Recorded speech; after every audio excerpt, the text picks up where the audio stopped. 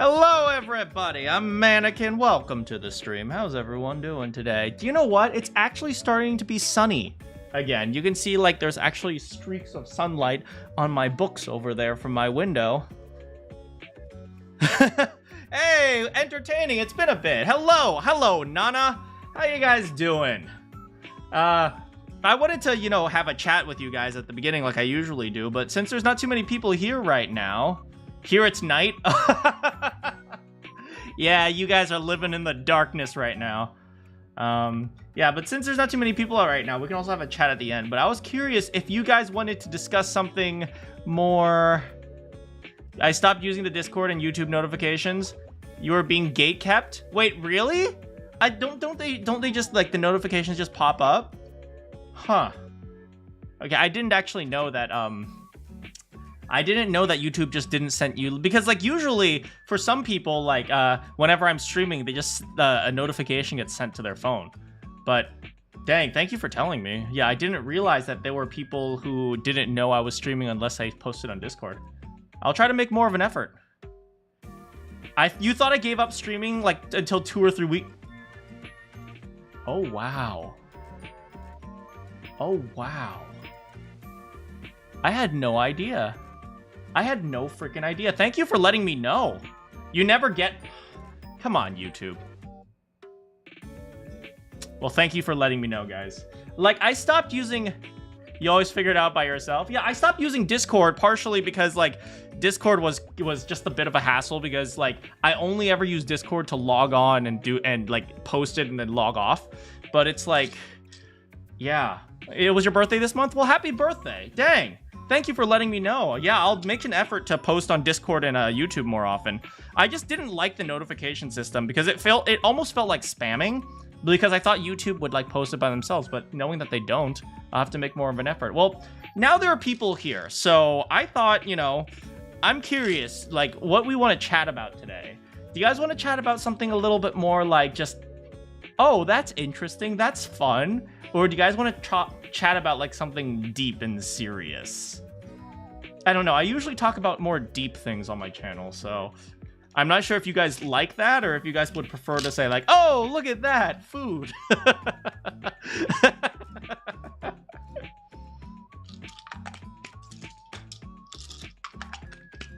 What do you guys prefer?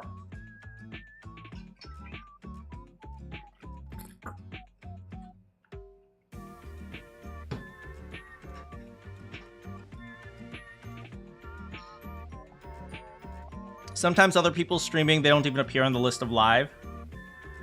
Oh, I see. That sucks. You went rock climbing and caving for the first time. You got a job. You got a boyfriend. You got a driver's permit. Wait. A driver's permit. Permit is 16. Oh, you're young, man.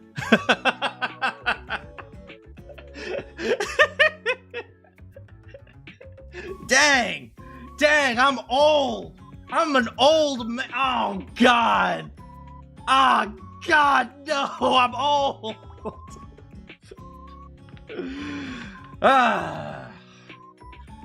Yeah. Anyway, yeah, I don't think, yeah, when you say giving up on streaming, I can't imagine I'm going to be giving up on streaming because like I'm not trying to make money, so it's like I just show up whenever I have time. Usually I just make time on like the regular days because I don't want to work anymore. It's like, okay, I'm done working, I'm going to stream now. You turned 18 less than 2 weeks ago. Give you a break.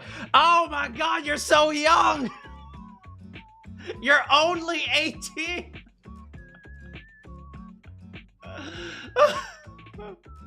I'm old. I'm old. No. Old man.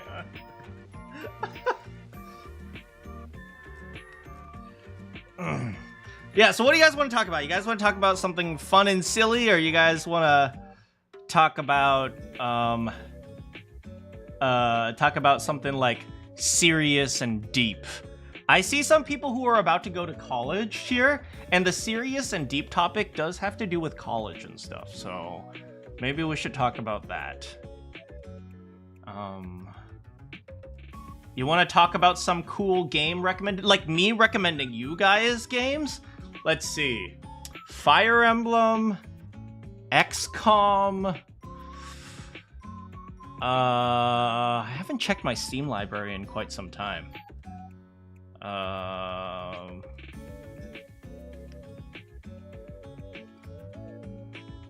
Yeah, but hold on. I'm going to turn on the air, and maybe we'll talk about something that's just the games you already play.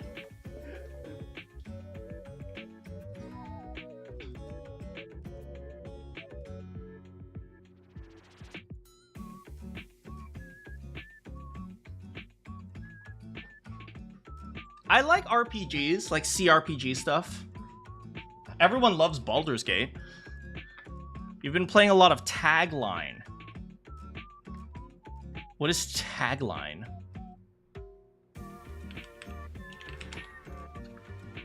Tagline game? It's a graffiti-based hip-hop platformer. What? Okay, anyway, give me 1 second.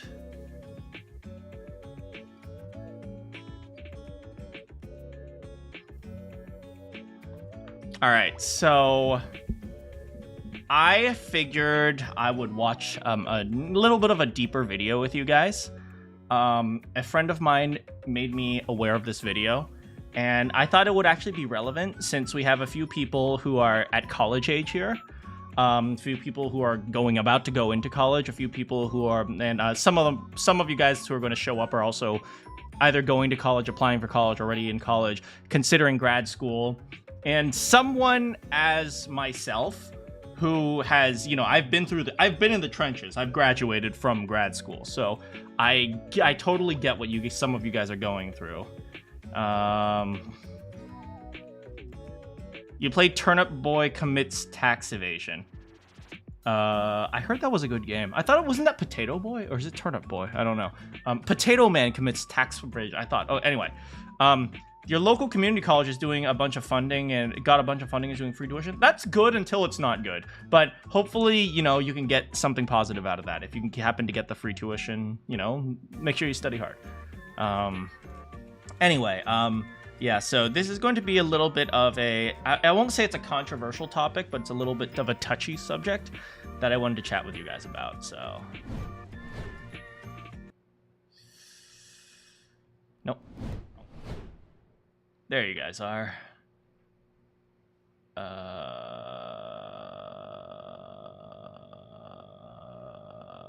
Here it is. All right, so someone made me aware. Someone, you know, not made me aware, but someone showed me this video.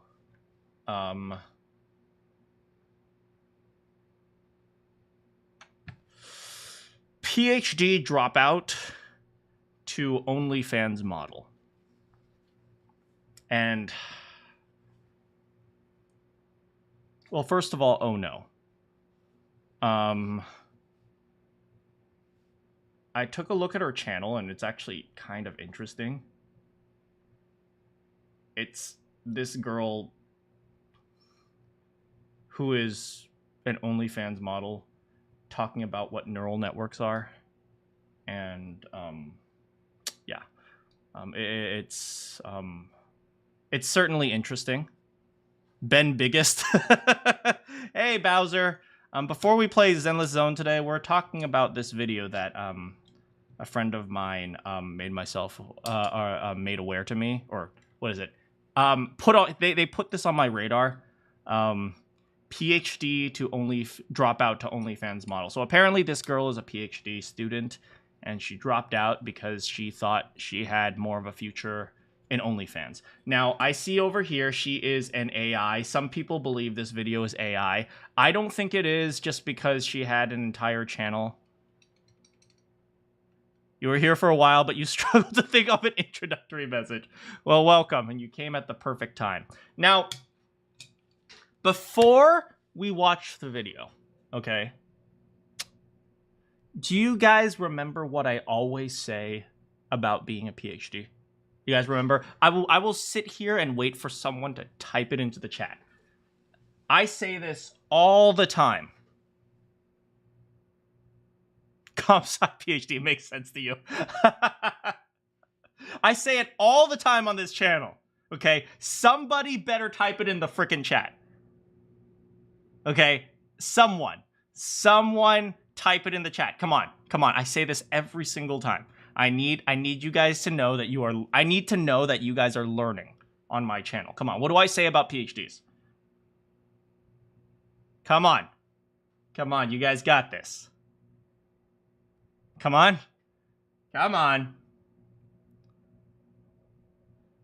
PhDs not. Why am I even?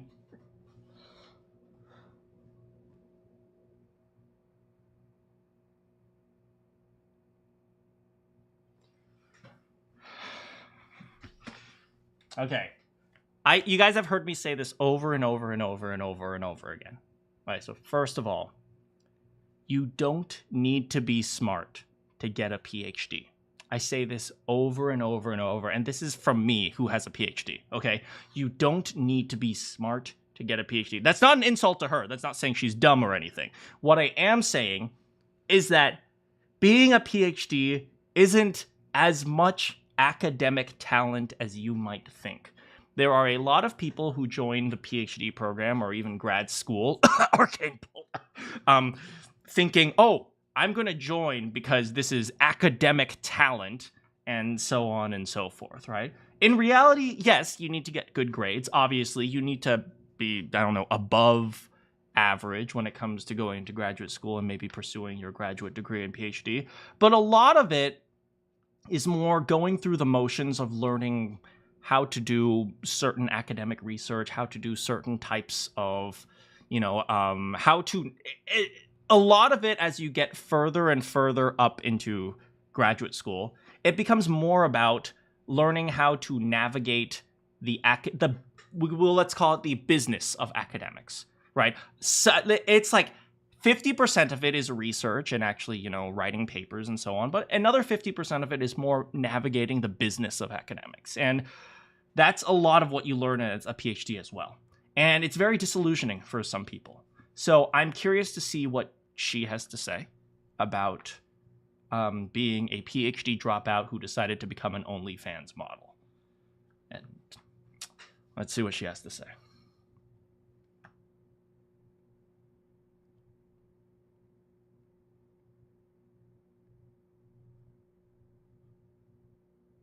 All right, first thing I want to acknowledge, she has a better setup than I do. I keep my mic over here on the side because my boom arm doesn't reach down here because it's not going to work like that. So already I can tell she's been doing the YouTube thing for a while.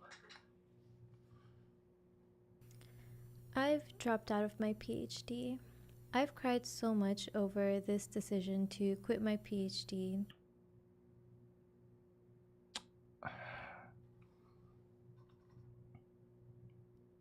Do I want to say this? Do I want to say this? Because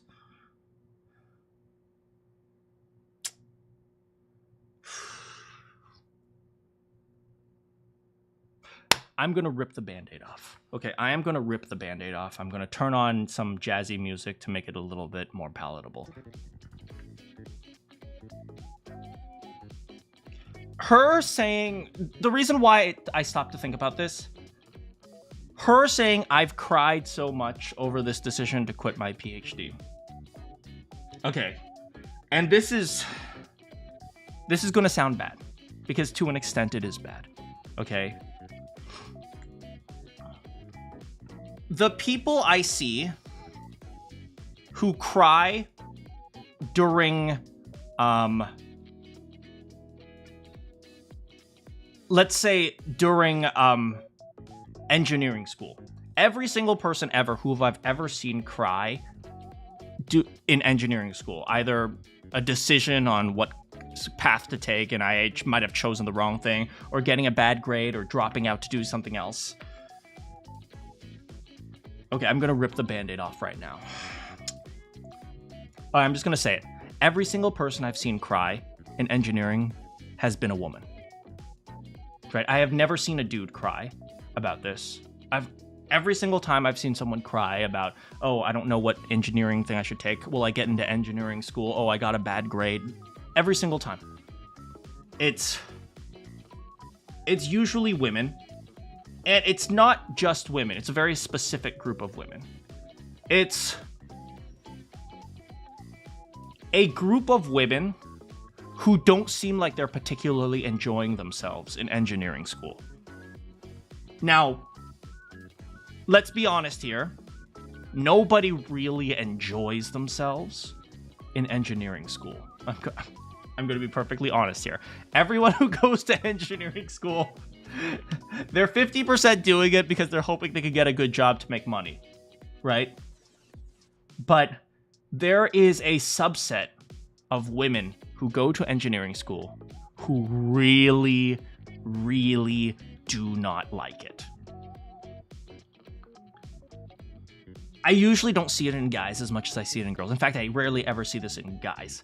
But usually the people I see crying, they're usually like the ones who are like, oh, I hate this. I hate why would I spend my life studying this and something and so on. And then at the end of their rant, their crying rant, they'll attempt to justify it. They're like, okay, I know I might be suffering now, but at least I will be able to get a good job or something like that.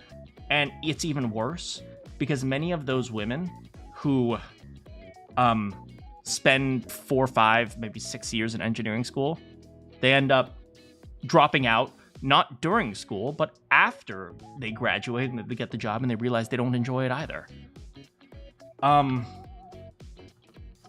this is where this is something that, this is like this quiet part that you're not allowed to say. But I suspect that a lot of young women are being tricked into doing engineering when they don't want to. I'm sure you guys know, like in like the 60s, there was this massive push for more women in business. And then after that, there was like a massive push for women in medicine. And now there's a massive push for women in engineering. It turns out there's always like a push to have more women doing jobs that make a lot of money, right? And it's actually a little bit painful for me to see that because I've seen a lot of, young ladies, young women who go into engineering who clearly don't enjoy it, but they feel pressured to do it because, their school counselor told them to do it because they have the talent for it. Or like maybe like some woman in their life was like, yeah, you should go into engineering to break the norms of only dudes in engineering and so on and so forth. So I feel like people who are more likely to feel emotionally trapped by engineering, and she is a computer science engineer, or from what I understand, or computer science, if you want to call that an engineer or not, I don't care. But it's not surprising that it's a woman who is saying, I cried so much about this decision.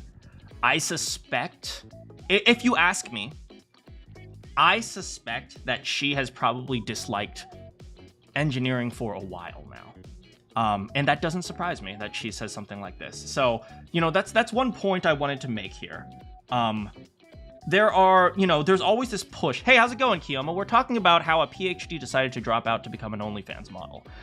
You came in at the great time, by the way. Yeah, so it's one of those things that I really don't like about modern day society, and there's like something you're not allowed to say. You're not allowed to say this out loud because like you have to be politically correct, right? Men and women are equal and they're the same, and of course there's going to, if in a vacuum, men and women are going to act the same and they're going to take the same job, and that's not true, unfortunately.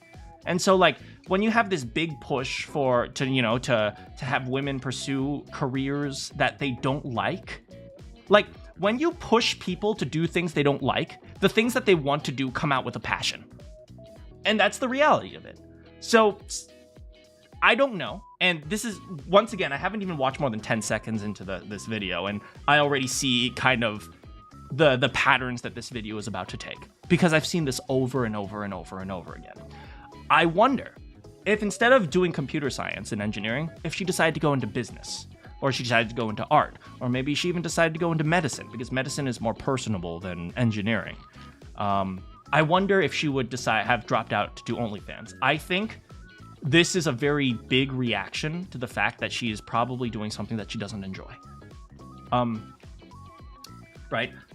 Without being my, she's a real person. So so you guys know me on this channel as like a simp, right? I simp for fictional women. I'm going to try to take a much more, what do you call it? A much more measured approach to this. Right. She's clearly a very pretty girl. And it would not surprise me if her high school counselor or maybe like a college counselor said, oh, you're so pretty, and so you should break the stereotype and, show that pretty girls can be engineers too. I cannot tell you how many times I have heard that narrative in college. As someone who has been part of the acceptance process and the administrative process, I might have talked about it a few times, but I did quite a bit in in college administrations for honors students. I was part of like a group, not a group, like a committee on like how to accept people, on like accepting people into honors programs. And so I've interviewed quite a few of these like students and stuff like that. And I see this trend in a lot of girls. They're like, oh yeah, I think this is a good career path for me. This is like, oh, this is going to be like a valid like way to support my family, and I'll also, be breaking stereotypes and norms. And then I ask, well, but do you enjoy it? And then their answer is like, I think it's interesting or something like that. Like, what is it? Actually, like, for example, how's it going, Kiyoma? Yeah, like, I know you want to be, for example, I'm picking on my mod right now, but, like, I know, Kiyoma wanted to go into game development, right? So she had to learn some level of programming, but she also wants to do art and stuff. I'm not saying, oh yeah, don't do it, right? I'm saying that, you should learn a little bit, but you don't have to push that. If you want to go into programming, you can go into programming, but you can do a lot of different things. I'm not saying women shouldn't learn coding. What I am saying is that there are a lot of women who attempt to pursue coding or programming as the main line of academic pursuit and main line of corporate pursuit, and then they end up not liking it. To me, I get it, since I don't like the major I'm in. I like making a story.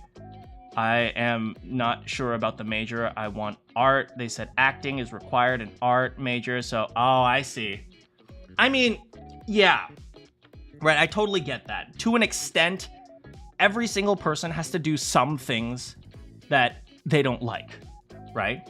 But the question I would say is like, is it a means to get to a point where you enjoy it? Or is it like a means to make money? And I think what I've seen a lot is that a lot of people pursue engineering, and at this point, it's not just women. A lot of people pursue engineering not because they enjoy the engineering, or maybe they even enjoy some aspect of it that they want to reach, but rather that, some basics in coding. No, I'm not worried about you. You guys, so first of all, for everyone here, I always joke that you guys are dumb, but none of you guys are stupid. I can tell how smart you guys are because, I've been in academics for a while. I know you guys are not stupid. Except you guys are because you're listening to me rant about a girl who's doing OnlyFans. But but yeah, so I see this trend so much, right? When everything you do, if it doesn't have sustainability, you're not going to be successful at it. And sustainability, one of the aspects of sustainability is doing something you enjoy, right? You don't have to enjoy it to its great extent, but you have to find a way to tolerate it. And if the reason why you are pursuing computer science is because you're trying to break a stereotype, or because your parents told you to because it would make a lot of money, you're not going to enjoy it. You listen to my Thank you, Kiola. Anyway, let's continue. I've only watched 10 seconds of this, but you've tried looking for something that I'm wearing or holding. So pretty dumb. I'm going to be honest. That usually is a sign that you're smart. Believe it or not, it means your brain is moving too fast for you to focus on like aspects of things that are close to you. But besides the point. Anyway, so let's see what this girl has to say, and let's see if my predictions are right. Well, let's see if she talks about whether or not she enjoys it. You know, because it's a... Also, do you guys hear that buzzing in her audio? Girl, you gotta fix that. If you... Actually, you know what? Nobody goes to OnlyFans for the audio quality. Never mind. stressful decision, not that I'm particularly sad about it.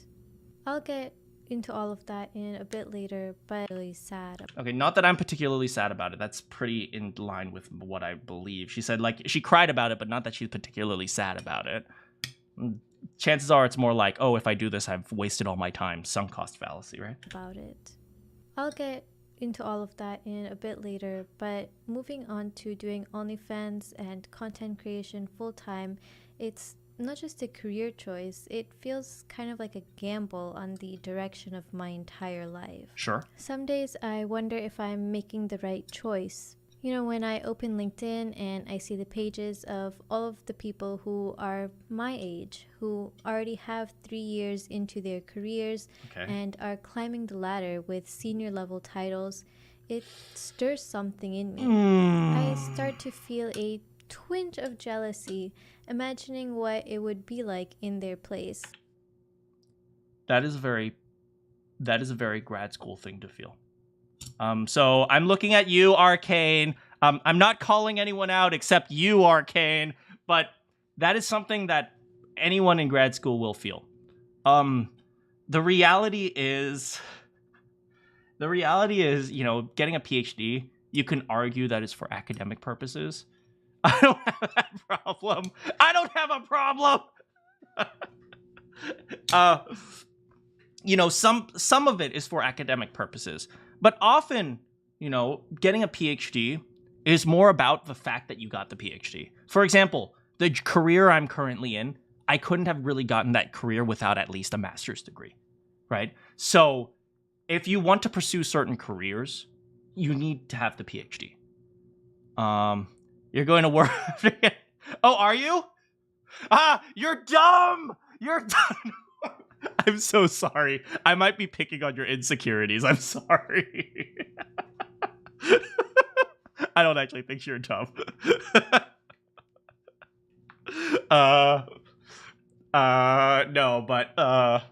No, but like there are here's the reality of it, right?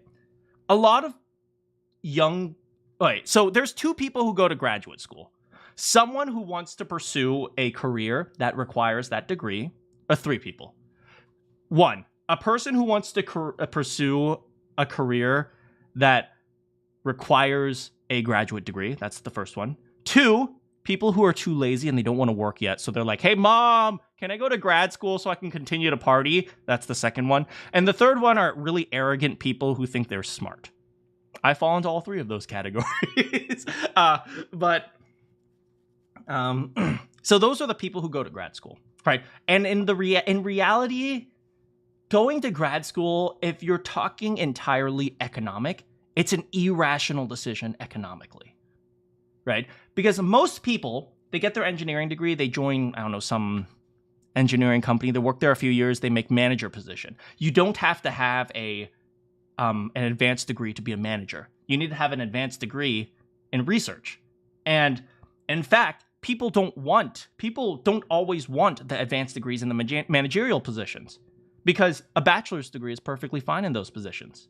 And if you have a master's or a PhD in those positions, you have to pay them more. And yet they get paid more because they're managing the PhDs. So it's always a joke among graduate students that, you know, we're working harder to make less money. It's a joke that it occurs all the time. So the way she's talking, at the very least, I totally can relate to what she's saying. I will also say the way she's talking seems like a very graduate school way of talking, just like the way she's talking. If you notice, she's very measured with her words. So every grad student has something a little bit different about how they talk. But if you guys notice me, like I will take like pauses and like think about what I have to say before I say something. The way she does it is like she talks really slowly so that she can have time to think. Every graduate student develops this kind of habit because you always have to think about what you're saying when you're, doing research and stuff like that. So, yeah. Yeah, and there's a joke among graduate students as well, right? A fifth grader can read Harry Potter in a week, and a PhD can read Harry Potter in a year, because they learn to read very slowly and carefully pick out every single detail. So the way she's talking about that, and like all of this kind of makes sense to an extent, like what she's saying. Like it's very reasonable as in terms of a PhD or like a grad student. I've spent the last couple of years in grad school, whereas many of my colleagues from undergrad got jobs directly afterwards. So I guess I will always have those advanced degrees with me. But I can't say that I don't like the idea of wearing a polished suit and walking into an office where I have people working with me. And I mean, you can wear the polished suits and walk into an office. In OnlyFans, it's just you're going to be using them a little bit differently. working on a project, or even the alternative route of becoming a professor and having students work for me, where I have my own lab and I teach my own course, and the thought of sitting with my... Okay, so I'm going to point out another thing that's kind of interesting. Where I have my own lab and teach my own course. So she said, or the alternative route of becoming a professor, where I have my own lab and teach my own course. There is a saying among professors. If you win the teaching award, you are a bad professor. And for those of you who are going into big universities, kind of understand what I am saying. Because often in research, especially since she's saying she wants to be a PhD, and so which means she wants to do some level of research, professors in like the larger universities, they're research professors. They're there to do research. Teaching is like a secondary thing to them. It's like they do it because the university requires them to. You teach a course for the undergraduates, and then they give you some funding in your lab, and you can set up stuff. The worst teachers I had were the ones that loved teaching. That's not wrong. The better professors, they spend more time reviewing research grant. Functionally, yes. The ones that make money and the ones that are successful in the universities, they're the ones that worry about the research, they worry about their lab and their graduate students, but they don't give a damn about the actual undergraduates. They teach the course because they have to. If you win, you lose, and if you lose, you still lose. Pretty much. Yeah, so I will tell you, she probably has a very glorified idea. She seems to have this glorified idea of what a professor is in the past, and I think she's coming to the disillusionment. And this is the same thing I did. I thought, oh, I'm going to go into research, and I'm going to research whatever I want, and I'm going to teach my students, and it'll be awesome. And then, as Arcane Bolt just pointed out, and as I suspect she might talk about, is we're going to go... you actually become a professor and you realize, oh, you don't get to research what you want. You get to research what your grant committee tells you to. And your grant committee is either the DoD or some big company that wants you to manufacture chips for them so they can sell them to China, right? Those are the people who are funding your research, right? The universities themselves are, they're slaves to the research grants. And unless you are lucky enough to get a government research grant, and even the government research grants sometimes have like huge restrictions onto them, you're not researching what you want. You're researching what essentially the big guys tell you to research. The ones with the money who are giving it to you. They are the ones who tell you. And so like when I realized that, it was a very big disillusioning moment. It was like, wait, I don't get to be an academic and just research what I want to research. I don't get to research interesting topics. When I was in graduate school, I wanted to research speech synthesis, aka Hatsune Miku. And I got a chance to research that for like a year.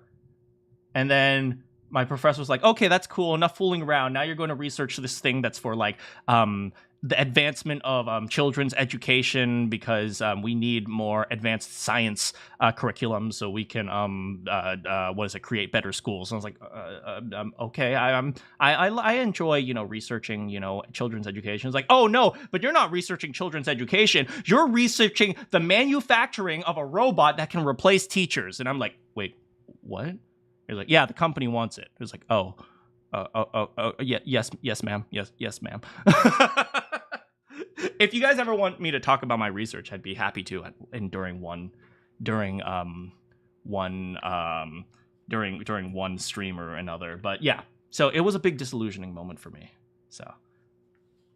And the thought of sitting with my team to come up with solutions to a certain problem or even find something new, learn something new, and then applying that knowledge. And writing papers gives a sense of fulfillment. Said no one.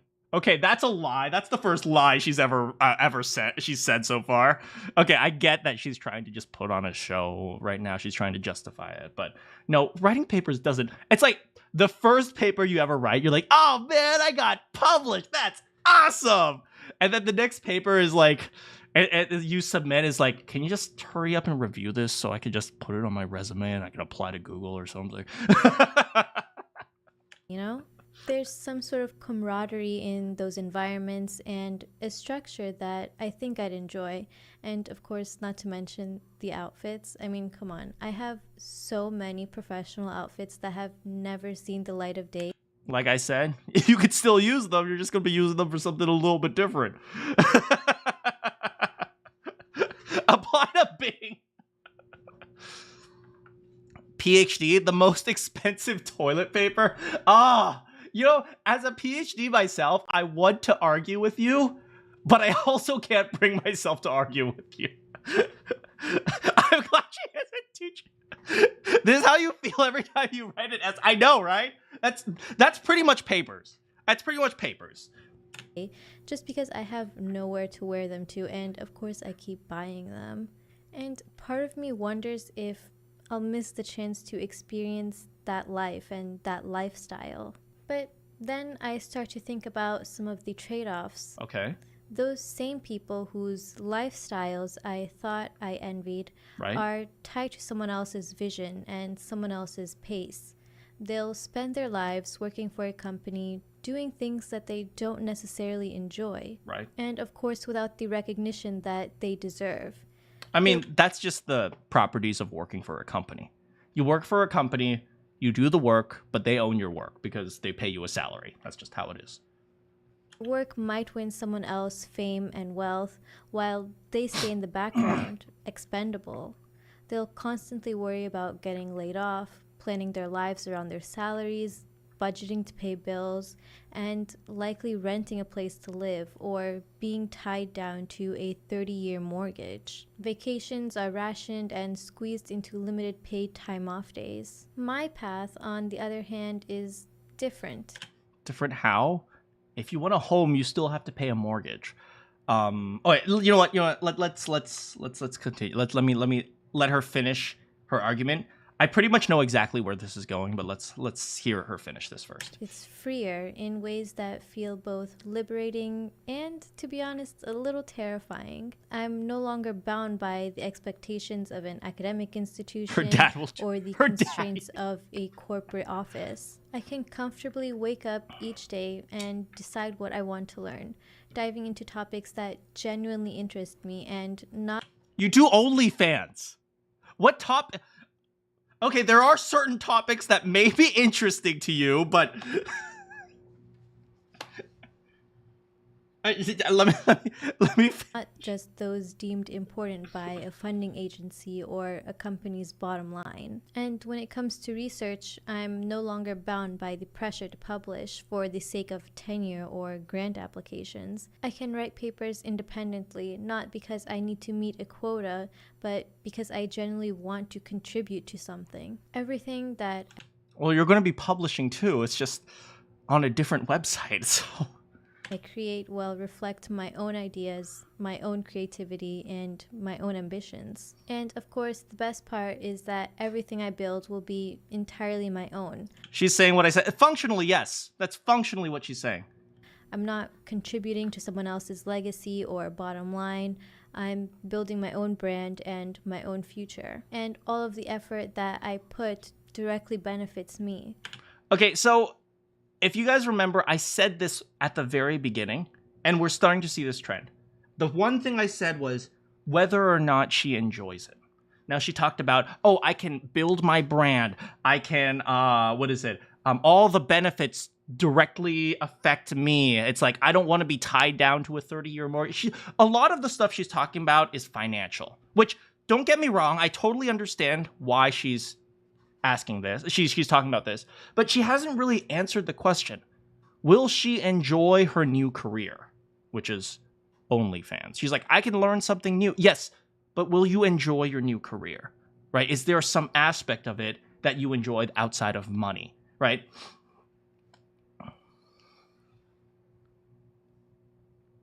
Yeah. Elephant in the room here. Hey, how's it going, Slippery? Not to be rude. Hey, no worries. Yeah, we're just, what is it? I'm just, talking about this person who went into, decided to drop out of her PhD to go to OnlyFans. Now, if it may be her best alternative, but if I can be very direct here, I'm just going to take out the OnlyFans part and just change the title to PhD dropout to freelance worker, right? The argument doesn't change. Her exact argument she just used is she hasn't really justified anything about OnlyFans specifically. She's functionally saying freelance worker, right? She talked about, oh, I can do things that can benefit me. She didn't really talk about like, my creativity I can create with my own ideas. She doesn't want to be held down by a funding agency, right? And I will tell you this, like I've said many times, I said it at the beginning, and I'm saying this now, I've heard this argument so many times. Not directly to OnlyFans, right? Because the only people I know who dropped out of their PhD are fat, ugly dudes. Sorry. But,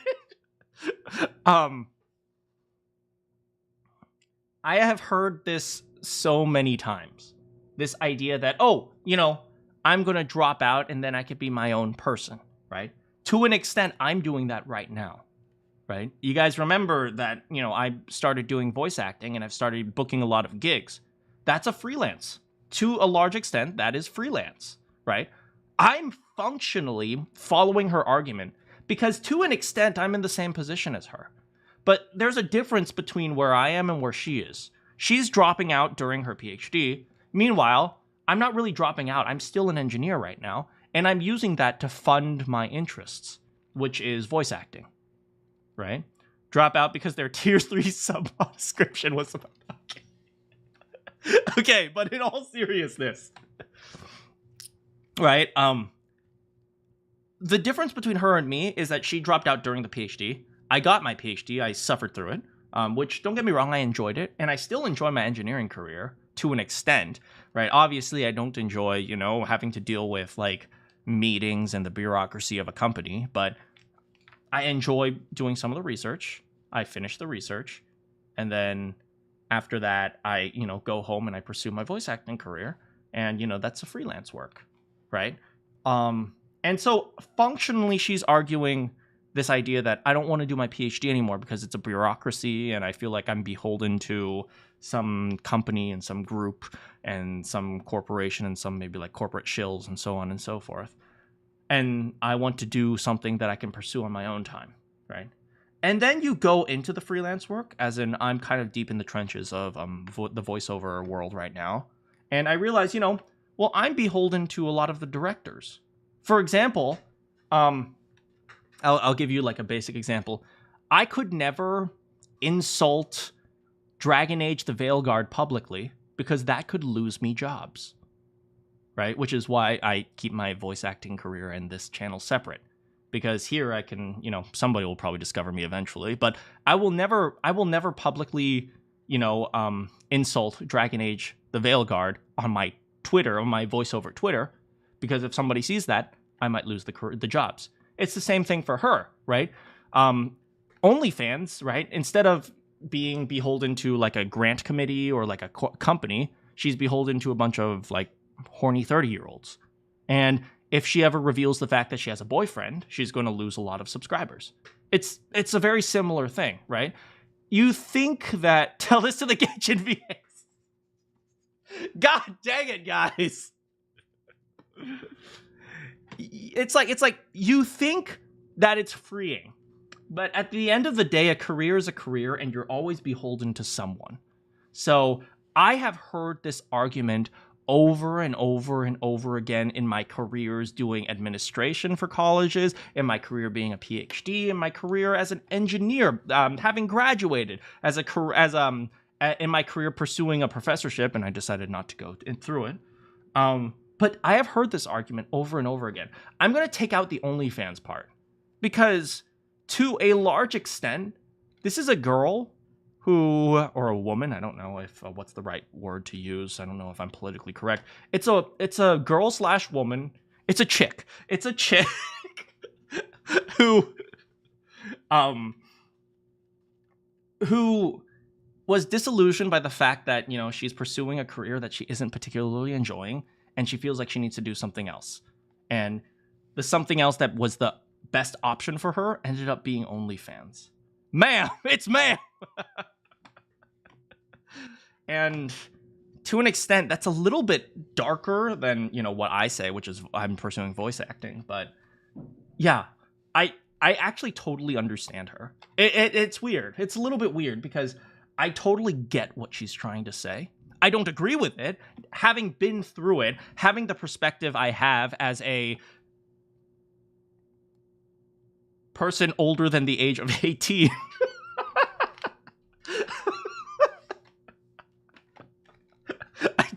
I didn't reveal my oldness, but as a person having the perspective of someone who's graduated and spent quite a few years working already, I kind of have a larger perspective than her. So I kind of get like what she's trying to say.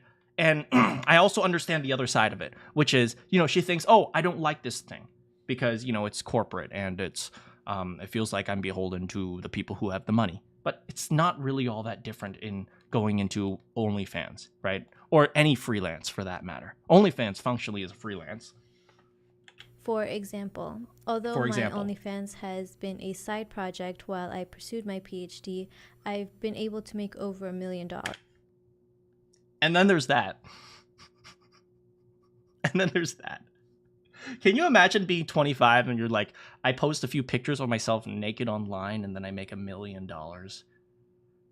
Her pronouns are unemployed. Can you? Oh my God. It's like, don't get me wrong.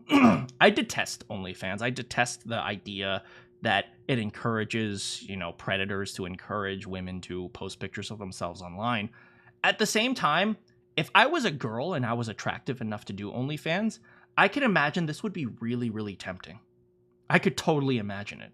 You have to remember, right? There's a very, very, very, very, very small percentage of OnlyFans creators that make all the money. How do I know this? I subscribe to all... No, it's because that's true of just about every single industry in freelance, right? YouTube, that's also true. OnlyFans, that's also true. Twitter, that's also true. Every single social media, every single...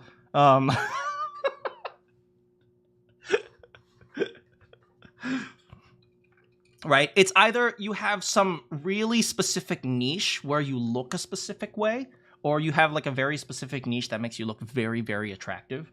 And usually that's it's like less than 1% makes almost all the money on OnlyFans.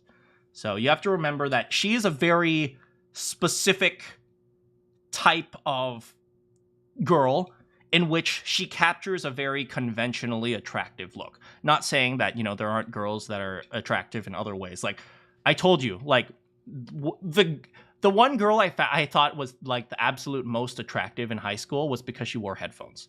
Like, so, don't get me wrong. Like, there are many different ways for people to be attractive, but she has like a very standard attractiveness, which would appeal to a large range of people who want to see someone naked and then be done with it in 10 minutes. So, yeah, so she has the luxury of doing freelance and happening to be that type of thing. With that, I helped my family pay off their mortgage. I bought myself a car, and I wonder how her family feels about I wonder if her family knows. That's like does her family know that she does own, like, the money she's been using to pay off their mortgage came from her doing porn?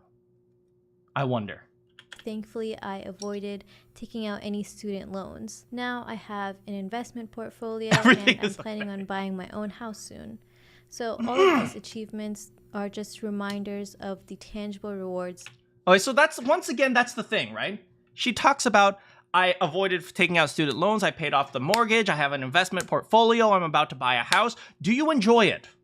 Right? That's something that she always fails to mention. And she's failing to mention it for a particular reason. Because I don't think she does. I think she realizes this is a really good opportunity for her to make a lot of money. And like I said, if I was in her situation, I couldn't exactly say I would be able to resist the temptation of money from a bunch of horny people. So I get it to an extent. The argument she's making about the fact that, oh, well, I don't want to do my PhD anymore. I want to do freelance work where I get to set my own schedule. It's an argument I hear all the time. It's not really a true argument, but it kind of has like a half-truth to it, where it's like, oh, well, at least I'm not in a corporation.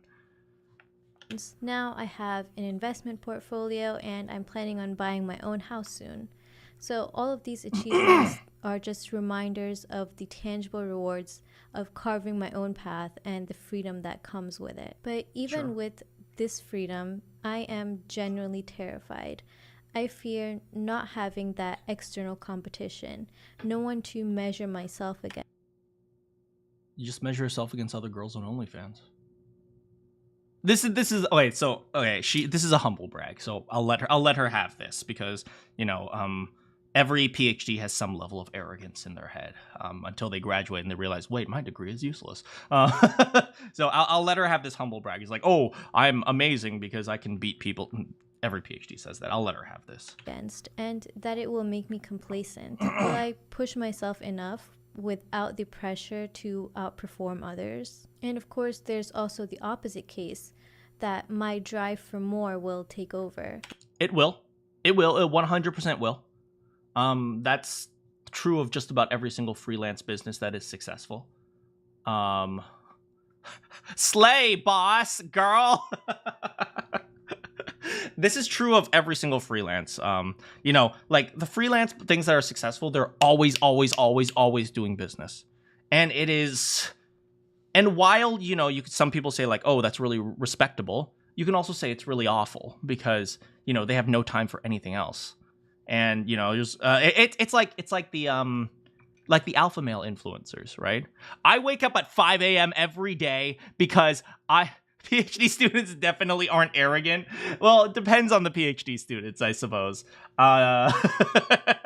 They're not arrogant around their professors, but they are generally very arrogant around the common person. Like, they want to justify the reason they're going to getting a PhD. So when they're like, when they're around their friends who are already making six figures and they're still making minimum wage in their PhD, they're like, yeah, but I have an advanced degree, so yeah, I guess I'm smarter than you.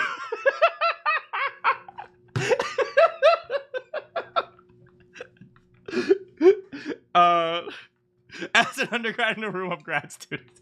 No, like the thing is, PhD students, they're not arrogant because they are naturally arrogant. They're arrogant because they have to justify what they're doing somehow. So they have to like, I think to an extent, every PhD student needs to have some level of arrogance to survive. Just because if they don't have that, they'll just question, why am I doing this? Because let's be real, getting a PhD is not a logical decision. It doesn't make you more money. You don't exactly enjoy your time there, usually. So in order to survive as a PhD student or a grad student, you need some level of arrogance. So don't get me wrong. That's why I said I'll let her have this, because that's probably what got her this far in the first place. What if I never feel satisfied, always chasing that next milestone? And like I said, she will. You will. If you want to continue to grow your business, you will. You will. That the business will eat you up. It's one of the reasons why all freelance people are generally constantly hustling, go, go, go. You can have a PhD and still be flipping burgers like the rest of us. You know what my dad said? My dad has a mathematics PhD, by the way. My dad has a mathematics PhD. He works in like aerospace, like rockets and stuff like that. Like very, very, like he's super, super, super smart. Do you know what he said? He said, when I retire, I want to be a Starbucks barista. I'm like, wait, are you serious? He's like, yeah, I want to make coffee.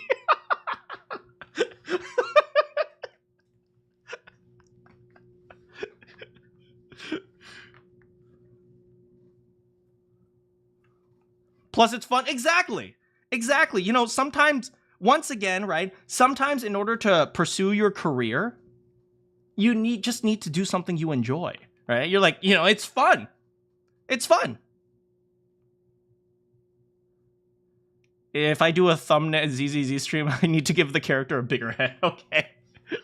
The next goal. Will I lose sight of myself and values You will. in that relentless pursuit? Of course, I want to enjoy the life I'm building and feel the rewards of my labor, not just keep pushing forward endlessly. Then there's also the fear of settling. What if I get stuck in a place that feels just right? Well, then you start a family. Well, I don't know if she has an opportunity to start a family after doing only. She'll probably be fine. There are a million guys who will start a family with an attractive girl. But not great. What if I accept less than I know I'm capable of? And what if, in trying to avoid that, I push myself into something that I'm not entirely comfortable with, forcing myself to fit in a mold that doesn't feel natural? It's overwhelming. But when I look at the bigger picture, I know I'm better off than most people my age, or even those that are... Okay, I've said this once a lot as well to you guys all the time. The fact that you are here on the internet watching a stream about a girl who dropped out of her PhD to do porn, you guys have it pretty good. Most people are poor. And not like, oh, poor, I have to live paycheck to paycheck. No, most people don't have drinking water. So just remember that. Just remember, you guys have it pretty good. Are far older than I am. That's part of why I chose to leave academia. Just for some reference, a professor in the US earns around $100,000. I'd say it's a little bit more. She might be including teaching professors. So teaching professors, by the way, you don't have to be a PhD to get a teaching professorship. You just have to be able to teach. In fact, you know, there are a lot of people who argue you should go to junior college before you go to college, like do 2 years in like community college or junior college, and then after that do 2 and then transfer to a university and do 2 years there. Because first of all, it's cheaper, and chances are they teach calculus, your basic calculus classes better than they actually teach in the university. So yeah, there's that. What do you miss? We're just chatting a little bit more about, you know, the nuances of college. Depends on where your PhD lies, fair enough. But, you know, I'm even talking about undergraduate. You know, like, honestly, a lot of people with bachelor's degrees, and I don't mean to say that they're lesser or anything, but, like, plenty of people with bachelor's degrees can probably teach the courses better than most professors can. Because most professors don't actually care that much about teaching in the first place. On average. But the job isn't what most people imagine it to be, or at least it's not what I thought it would be. Instead of spending their time diving into research or contributing to new ideas in the field, most of their energy is spent writing grant proposals and fighting for funding. Yeah, we just talked about this, right? Based on my first-hand experience working with several professors, these funds often go to those at more prestigious universities, regardless of whether they're more qualified.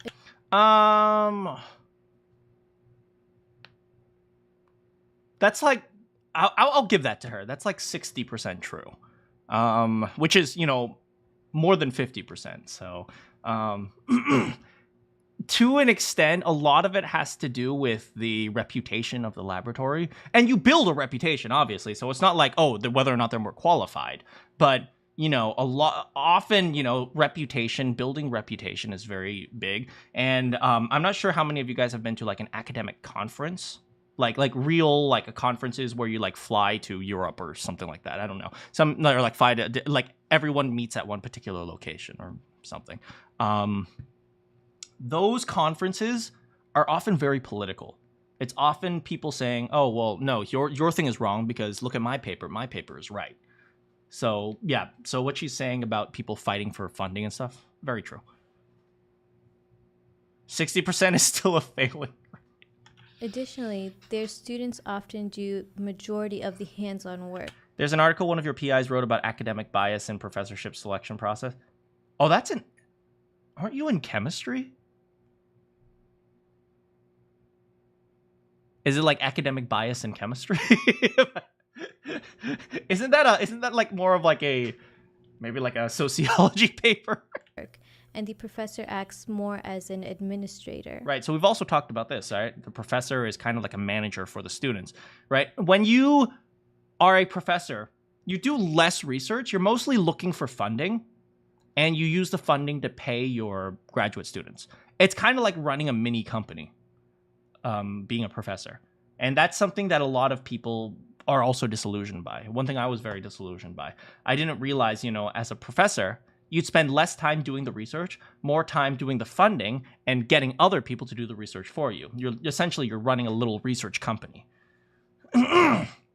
It's a life filled with constraints and obligations, not the idealized pursuit He wrote it about the selection process he proposed to account for the... Oh, interesting. of knowledge I once dreamed of. So what about working in the industry? Well, the reality is that it's no better.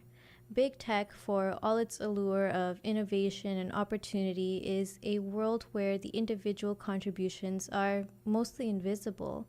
The work you pour your heart into is rarely attributed to you.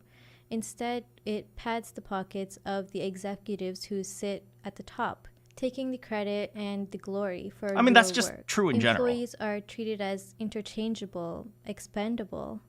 Every job comes with that silent anxiety of layoffs. Yeah, okay. So once again, she's saying that because she kind of has experience in corporate or like, you know, the industry of engineering. But the reality is in freelance, it's not that different, right? You don't get laid off in freelance work. You stop getting hired, which is to an extent the same thing. And in her case, when it's like OnlyFans, right? It just means people stop subscribing to you. And I don't know if I'm allowed to say the silent part out loud again. I'm going to. She's like, looks like she's 25 or so. In 10 years, nobody will be subscribing to her OnlyFans.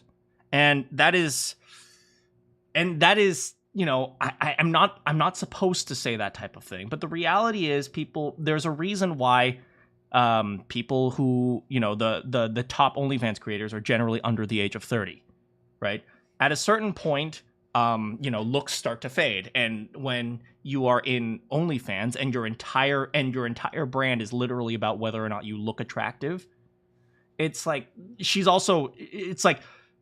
doesn't have the perspective that maybe, you know, people who are older than her might have. It's like she looks at it right now, it's like, oh, I can make a whole bunch of money in the next 5 years. But then afterwards, like, she won't have that opportunity anymore. So, you know, it's a very short-term thinking. And once again, I have heard this argument over and over and over again. I want to do freelance, or I want to do something that isn't engineering. I want to pursue my goals and my dreams and stuff like that. I hear that all the time. So it's just because she wants to do OnlyFans, which is kind of like a more controversial thing because it's pornography, doesn't mean like it's really all that different. What she's saying isn't all that different from what I've heard. The knowledge that your position is only as secure as the next quarterly earnings report. It's a precarious, thankless existence, one that I think would stifle my creativity and autonomy. I know that I'm choosing something harder, but in the end, more fulfilling. Once again, that's entirely interpretation, right? The one thing once again she hasn't said is whether or not she enjoys it. She's saying it's fulfilling. It's like, okay, well, do you enjoy it? She never said something about like, oh yeah, well, I'm doing this because I enjoy it more. She's like, oh, it's fulfilling. Probably to her, it's like it makes more money. This journey isn't easy, but it's entirely mine. I wasn't born into a easy.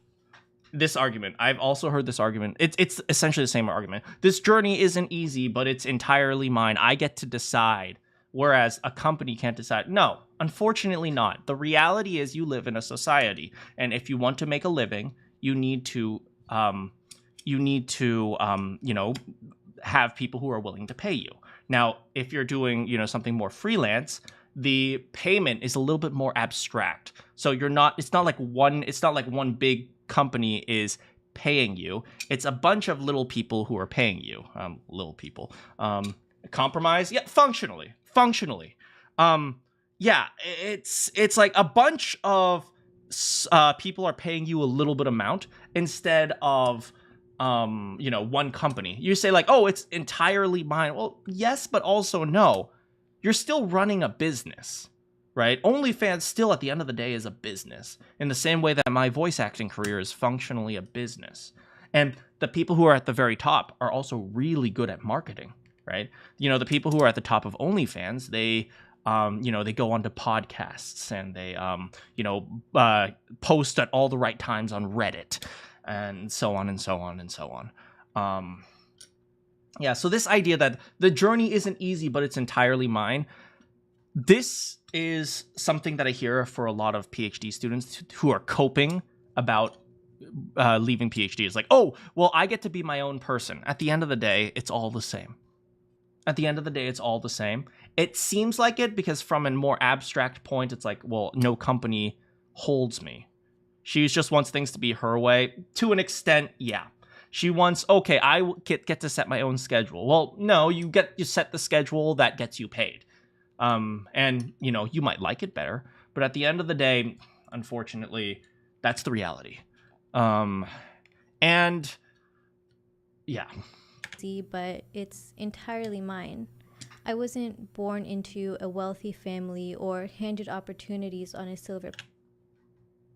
The fact that you are, okay, here's something that a lot of people don't really think about. The fact that you are attractive is already a huge opportunity for you. In the same way that, the fact that I'm naturally capable of expressing myself, which allows me to like be better at, doing voice acting. Like I express myself in a certain way that is attractive to some directors. And that is a natural advantage to me, right? I don't think we do ourselves any credit just by saying like, okay, well, I worked hard. It wasn't, luck. The reality is everything is luck. And so, yeah, the fact that she speaks English, that is a huge opportunity for her. The fact that, she was even able to get into a college, that's a huge opportunity for her. So I'm trying to divorce this conversation from the OnlyFans because the reality is she didn't really even mention OnlyFans.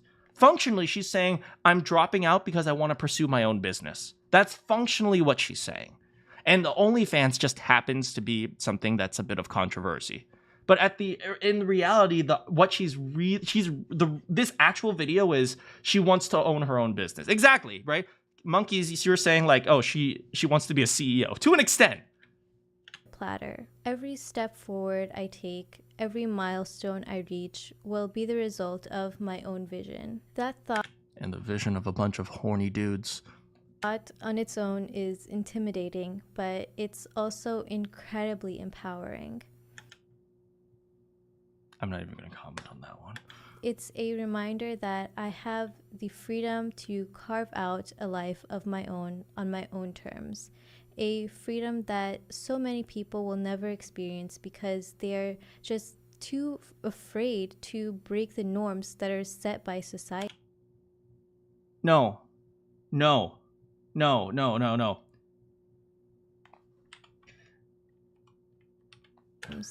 A freedom that many people won't get to experience this, not because they're afraid to break the norms. It's because people don't want to look at them naked. That's the reason why they don't do it.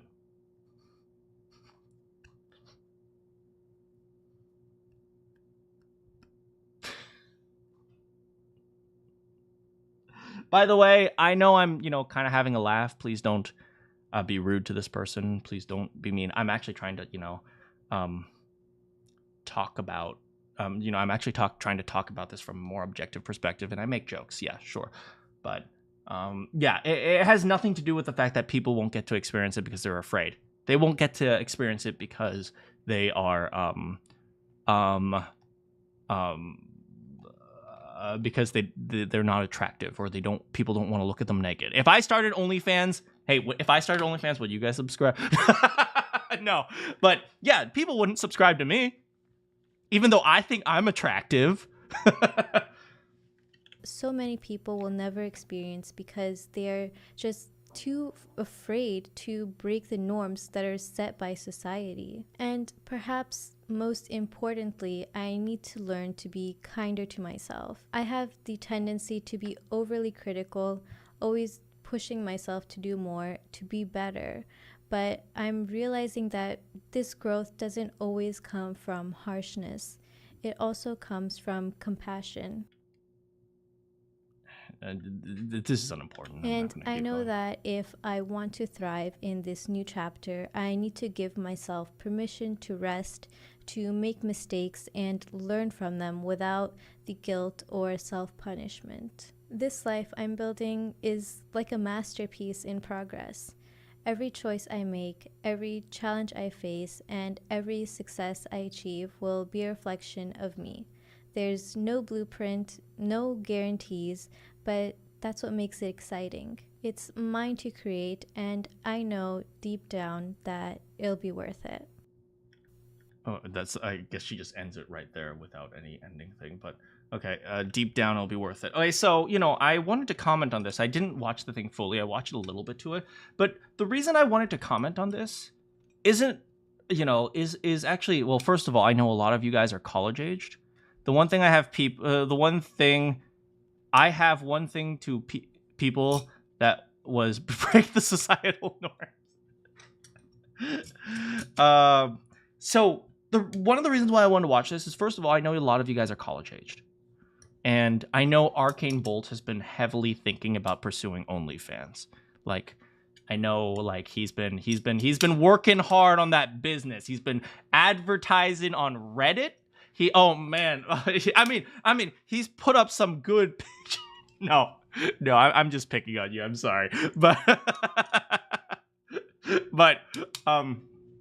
the reason why I wanted to talk about this is because I wanted to point out more of the reality of this conversation that she wrote, because I saw some people reacted to it as well, and they're like, "Oh, you're so stupid. You're doing OnlyFans," and so on and so forth, right? I want to acknowledge, at the very least, the frustration that she's feeling right now, right? Because at the end of the day, the OnlyFans part isn't the important part of the video. The fact that she decides to do it and she's, like, attractive and she's clearly wearing something that is, like, revealing to, push that point across. But,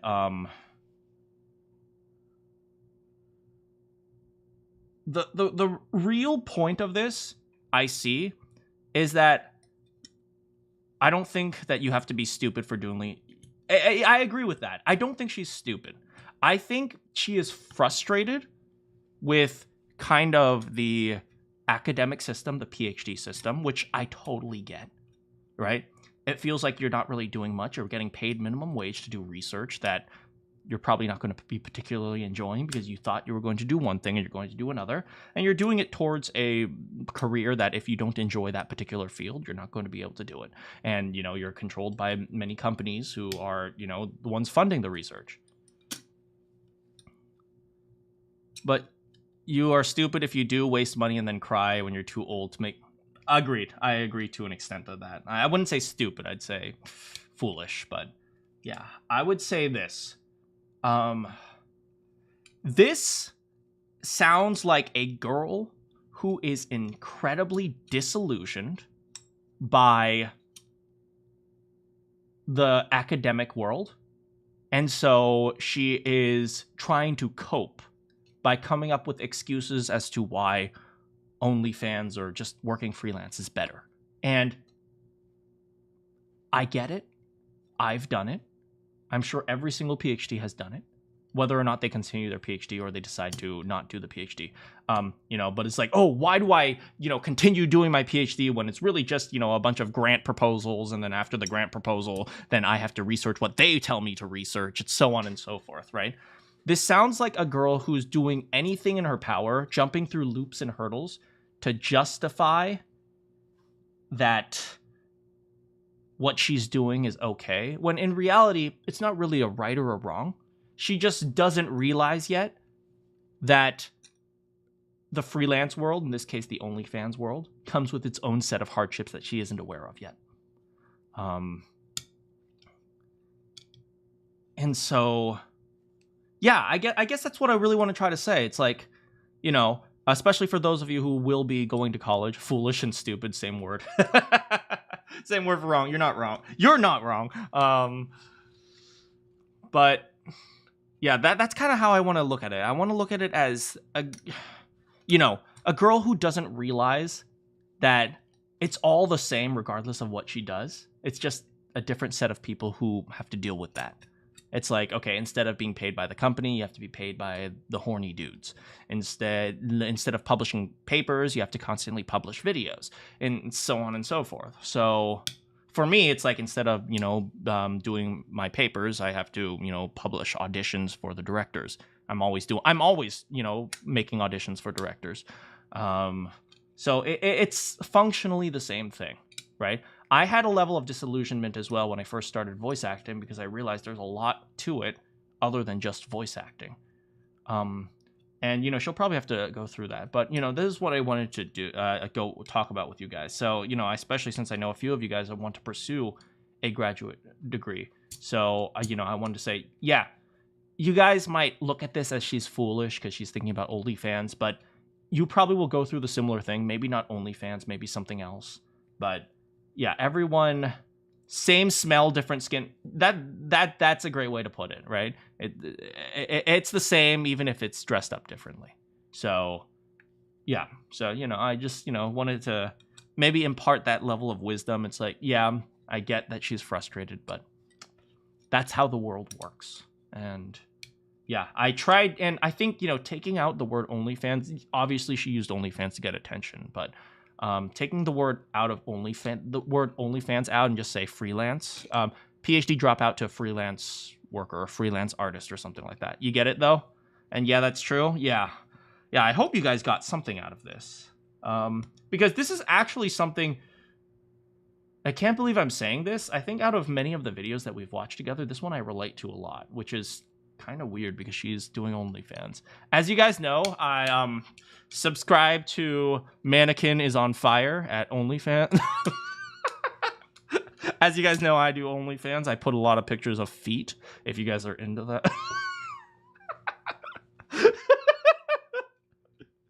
But yeah, I relate to this one a lot, even if it is great. I do a lot of engineering feet pics.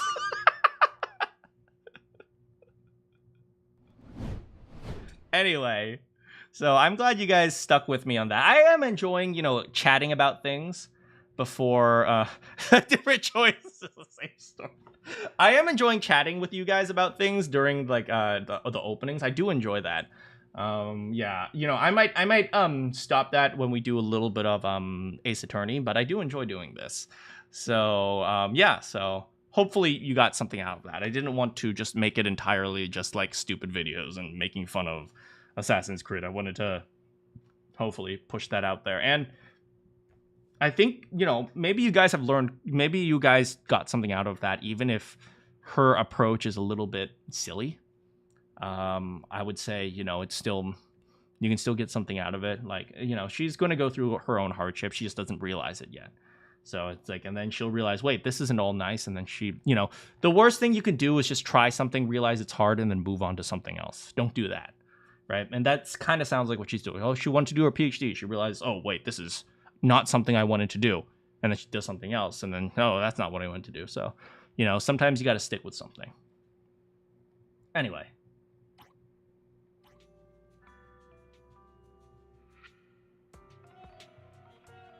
You guys can tell by the music where I am right now.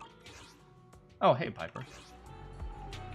Okay, so I'm a little bit annoyed with Zenless Zone Zero right now. This is the path I because I'm trying to max out at least one of my characters. So I chose Miyabi because she was my first banner S rank. Whatever that means.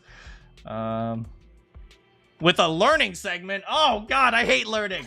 And I'm getting really frustrated because it's impossible to max these out. It requires like 30,000 of these stupid chips that are walled behind this stupid battery system. And like, I only have like a few S ranks, so it's like, by the time I finish playing them, I have no one else to play. I mean, I play Ben sometimes just because I enjoy playing Bear. How else are they gonna make money? First 10 pull. Just play from day one, easy, right? I have made a promise to myself, if I cannot get an S rank, I will just drop the game and only play story. But I do enjoy, what is it? The thing is, I do really enjoy the, what is it called? This one right here. Yeah, I do really enjoy Hollow Zero. I do enjoy these Lost Voices. It's essentially roguelike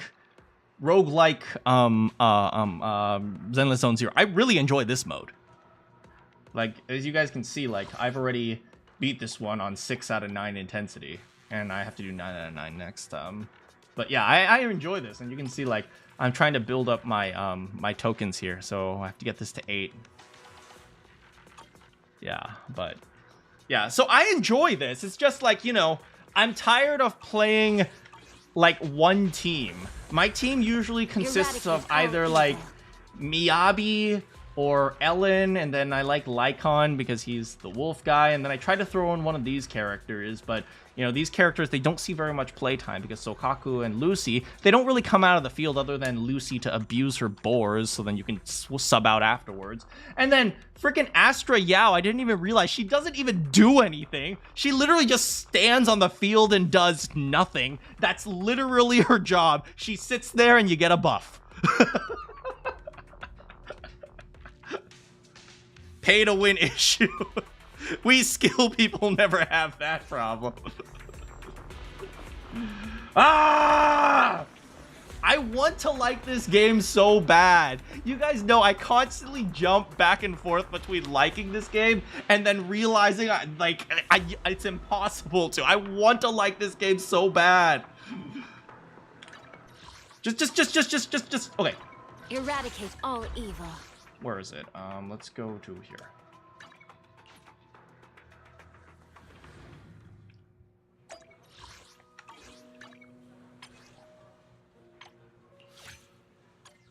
You better be on your best behavior today. Not that I'm looking forward to it or anything. That is why I love this game.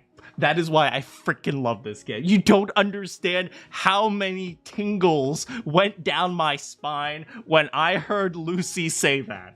Okay, you do not understand. That is why I freaking love this game.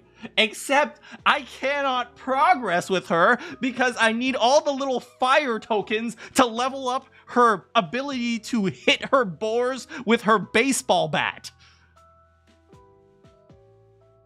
She is so Tsun, and I am so down for it. Like, you do not understand how much I am in love with this girl. Like, you do not understand. Also, Piper. Proxy, let's spend a relaxing day together, yeah? I like her because she's around my age, 68. She's so Tsun, and I'm very dead.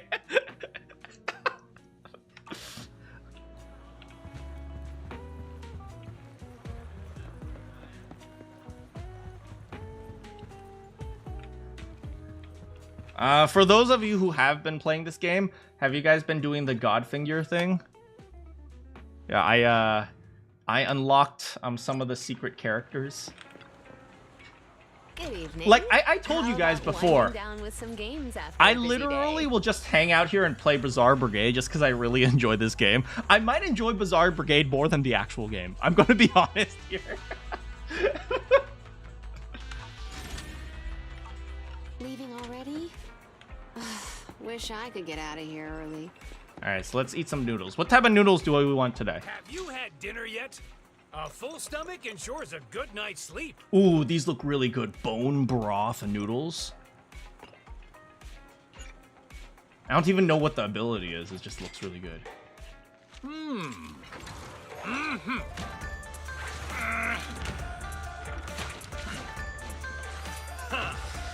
For you, it's the snake one. Yeah, snake duel. Look at that. Look at the egg. Look at the ribs. Oh. Cooking time for noodles must be. Thank you for your patronage. Please come again. I might get ramen tonight. I mean, I know that's not ramen, but I don't think there's a Chinese noodle shop around me.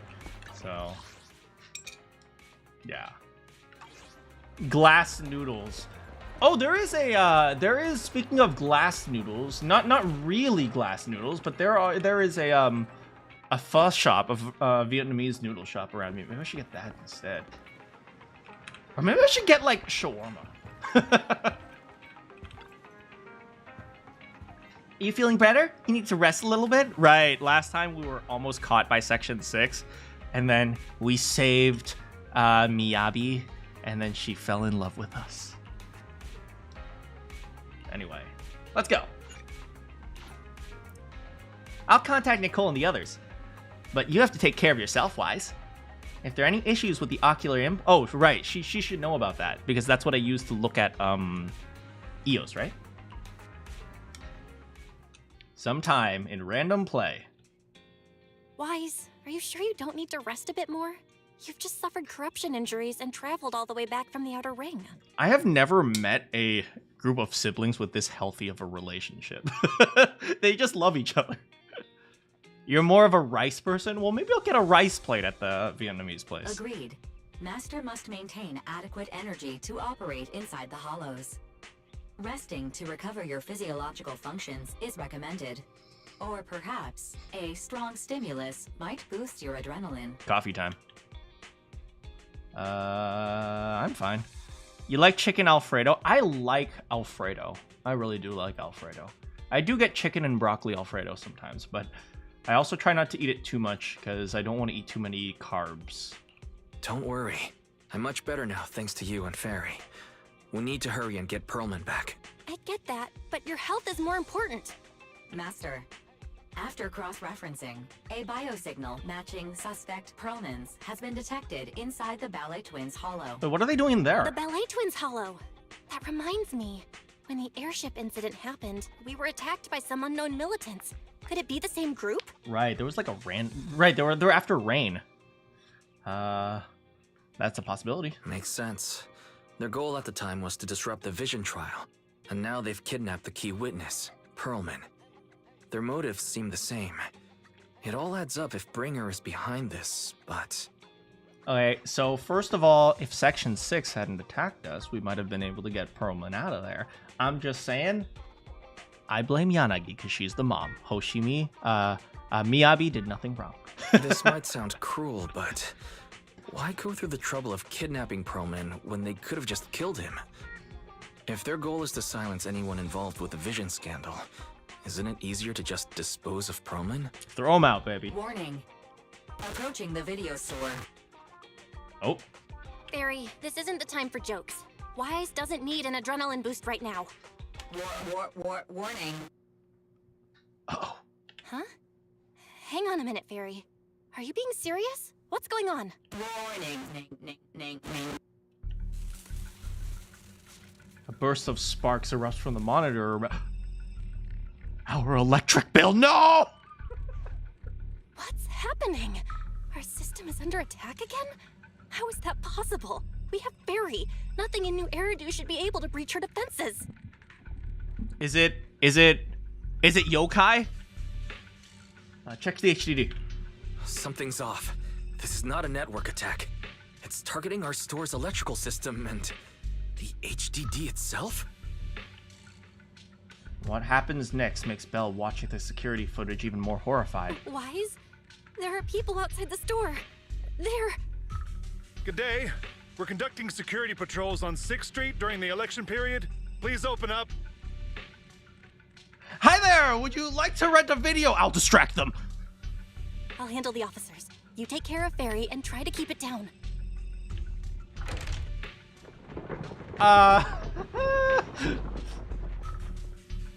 Okay, quick, throw everything across the room and then just say, yeah, I can't find our adult video section. We'll have to reorganize that later.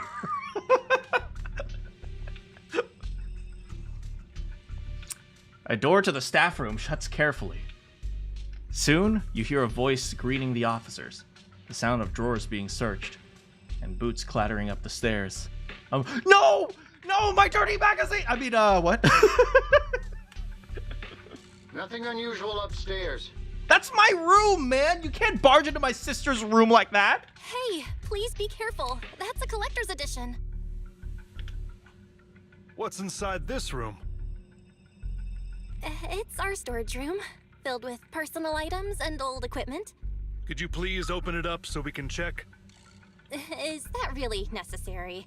As you can see, we're just a regular video store with lots of videotapes. Okay, Weiss, get naked. Sit in front of the TV and pretend like you're watching an adult video. Then when they open it up, they're like, oh, God! Okay, that's our only chance. That's our only chance, okay? Okay, we I get that, but this is just a standard procedure during election season. We hope you understand. Please cooperate and open the door for a inspection. wise move. Ah, I hate it. Ah! If you won't open up, I've no choice but to do it myself. Uh-oh. Wait, hold on! Please cooperate. Hang in there, 6!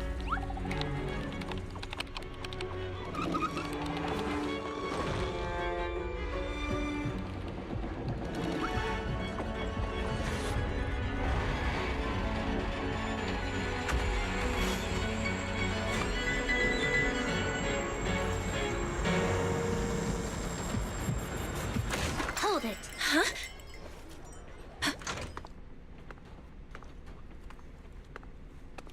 We have new orders. More manpower is needed to increase our street patrols. Saved! The special response team will take over 6th Street's inspection from here. Good work today, officers. I love you, The street Officer patrol supervisor Julian. is expecting you. Be sure not to keep him waiting.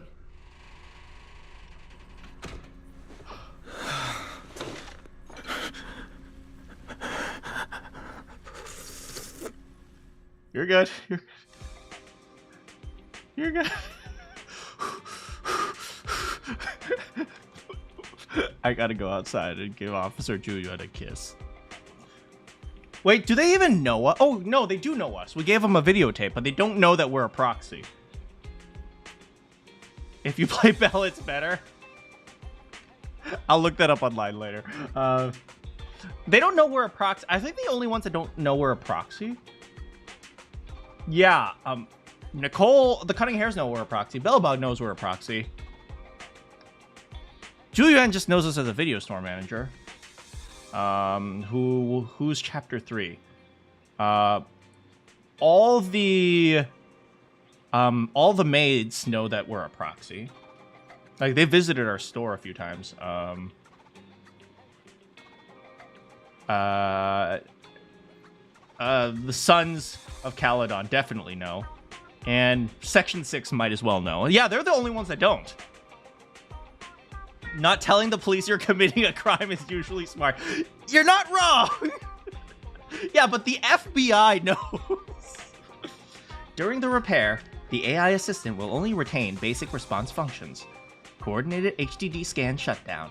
Security monitoring functions shut down. Current repair progress unknown. Please wait patiently in front of the screen. Are you okay? During the repair, the AI assistant will only retain basic response functions. To log into Internet, press 1. To connect to the HDD system, press 2. To emergency clear your browsing hit 3!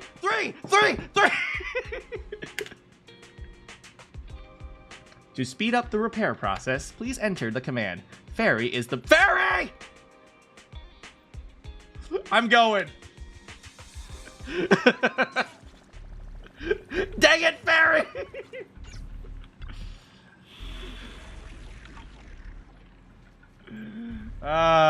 Even when fairy is debugging, she's still a sassy little butthead. Hi, Officer Julian. Wait, hold on. Hi, Officer Julian. Have you met 18? He's our nice little bang boo. Okay, application approved. The security patrol for this area is now officially under our team. You can relax now. Thank you, Chingy. Now, manager, please explain what is going on.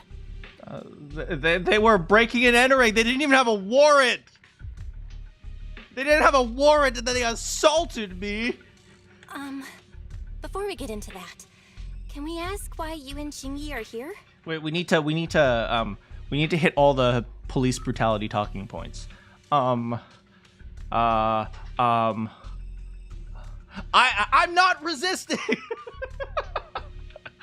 As you know, manager, I have a good relationship with your AI assistant, Fairy. I just received a message from her. Wait, what?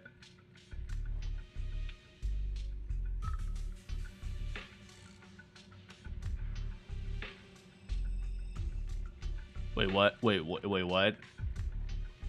It said 011010000 011000101 011011100 0111000.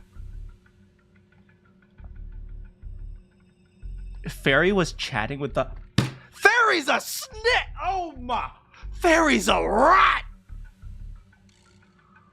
I cannot believe I trusted a rat! Hold on, I'm going to... binary to... text. 011010000 011000101 011011000 0111000. Convert. Help. She said help.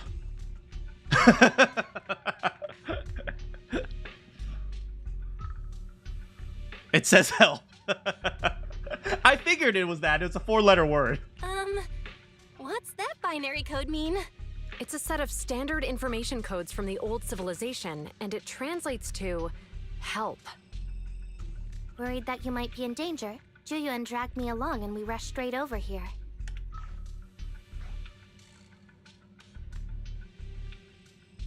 Oh, frick.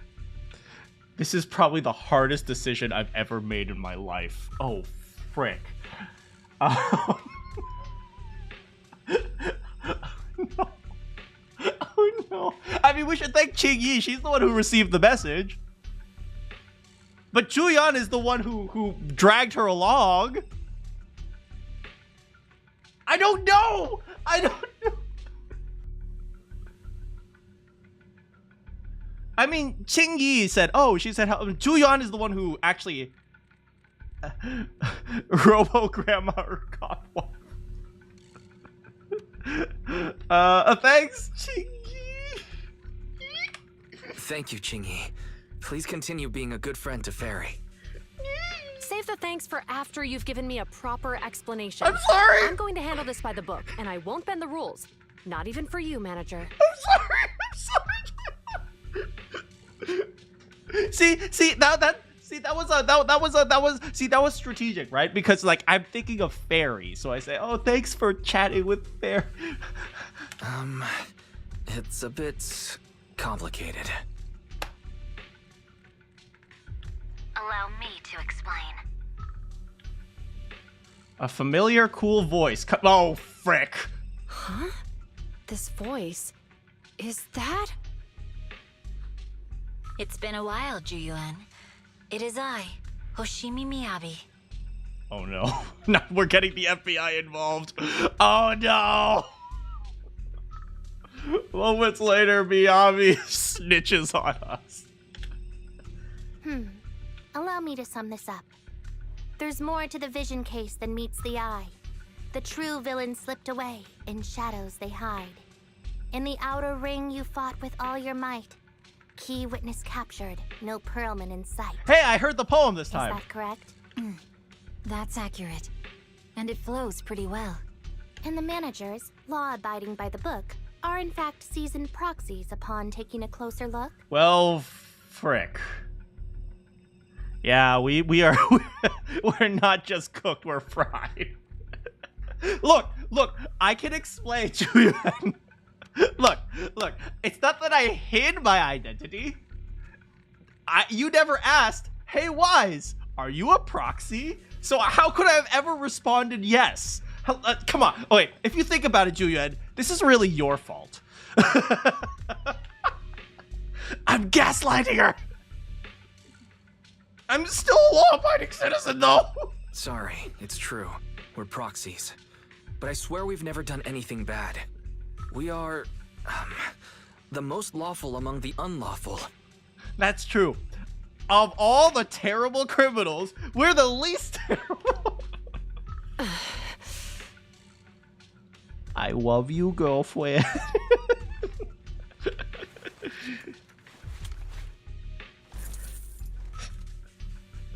Hearing the confession from the managers, Juliet remains silent, with no expression on her face. She pulls out her wallet, counts 1,000 dennies, and hands them to Ching-Yi. Julian, what are you doing? Truth be told, I had my doubts about the manager's identity. I mentioned it to Juyuan on the way here. They took a bet?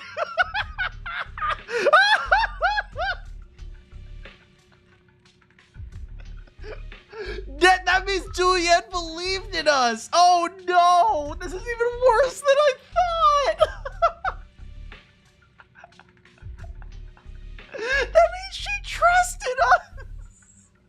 I didn't believe it. I was convinced the managers wouldn't deceive us, so I was willing to bet on it. Too bad. I was wrong. I didn't deceive you. I didn't deceive you. It's just the topic never came up. You never said, hey, are you a convict from the old world and legal proxy that's been leading criminals throughout the ether and the hollow? And I would have said, yes, that's exactly right. But you never asked. You never asked. So how could There's only one option, which is immediately apologize. Julian, I'm so sorry. We really didn't mean to. Enough. Let's focus on the main issue.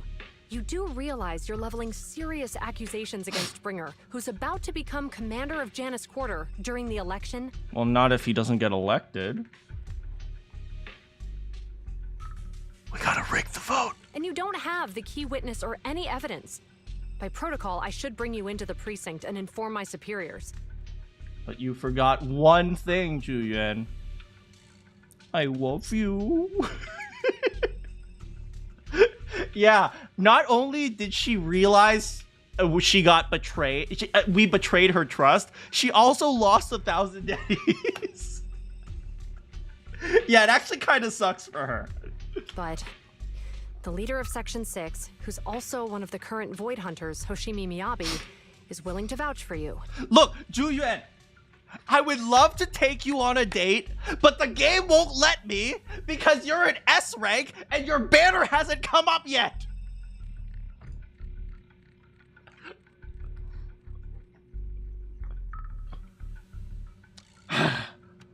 Maybe I'm a fool who's easily deceived, but I trust Miyabi's skills and expertise. You trust that I love you? So, does that mean... I'm not going to escalate this to my superiors until the day's over. You have enough time to secure your evidence. In the meantime, I'll be looking into this myself. Can we look into this together?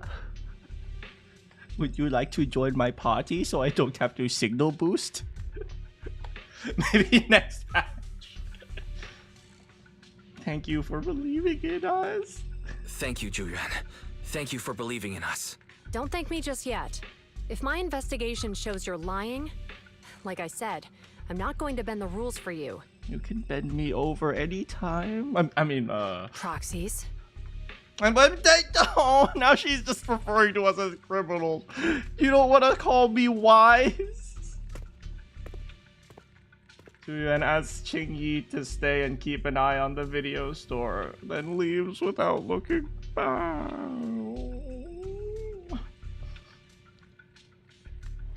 This is like Julian never has time for romance, and then she just runs into a normal video store manager that she likes and realizes he's like the FBI's top 5 most wanted. This is actually kind of sucks for her. Let's be real here. Let's be real here.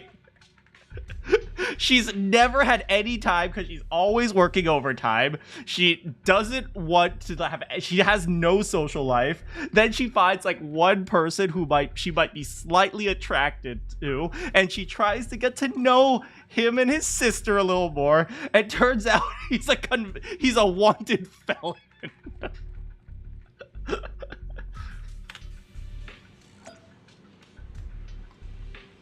Thank you, Qingyi. Please tell Julian I love her. Manager, it turns out you're not as simple as you appear.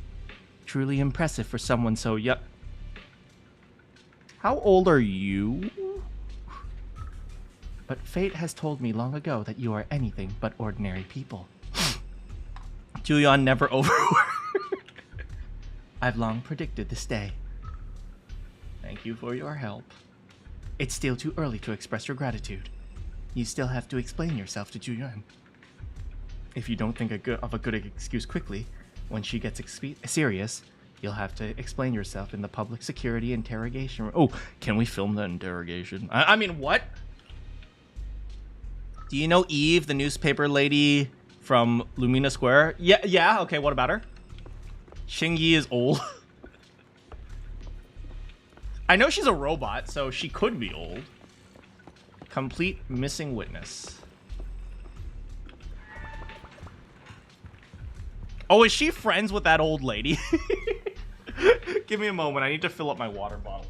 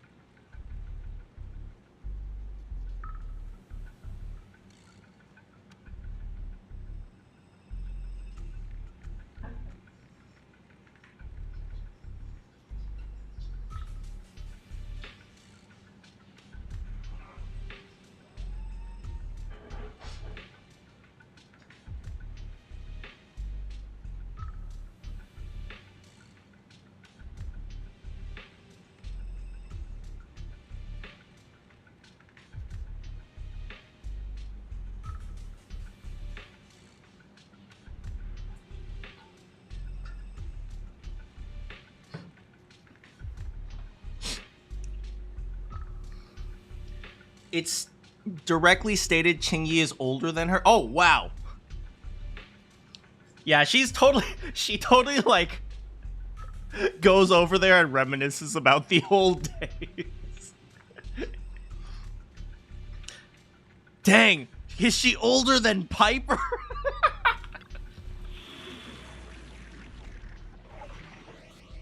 All right, the missing witness. This is a good team. We can remove this guy though. Hey, you want to get off the team? We just go. Okay, fine. At least I know how to use 2 out of the 3 agents this time. Usually it's read the instructions and spam left click. Simping for Qingyi qualifies as hagman. Oh, so are we helping them from our play? I guess, you know, the Ballet Twins is in theory in the Giannis quarter, right? Ah, you're online, Proxy. Can you hear me? Is everything okay with Officer Ju Yuen? Ignore her for now. Hello, Miss Yanagi. So, Did you hear anything about me saying that I loved someone in particular? Because I love you, Miss Yana. What? I believe in Zhu. She went back to the precinct to verify our intel. I trust Zhu. She's honest and has a good heart. She'll do what's right. Do you know who else is really honest? Seth. He's too honest for his own good. We did accuse her direct boss and mentor of being the big bad guy, so it's understandable she'd be upset. Yeah, but she must like us to trust us just a little bit. Seth would arrest me. I'm sorry, manager. I'm sorry, manager. I need to arrest you. Why? Because we're proxies? No, because this is a collector's edition videotape and it is not available for sale.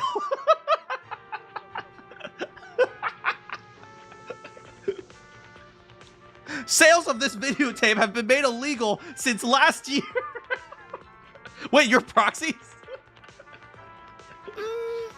I may not know you or Officer Julian that well, but I'm pretty sure it wasn't the accusations against her boss that upset her the most. You shut the frick up, you frickin' Asaba. I arrest you for piracy. This video is missing its watermark. Proxies, is this an illegal video? We've been doing some self-reflection on that. Look.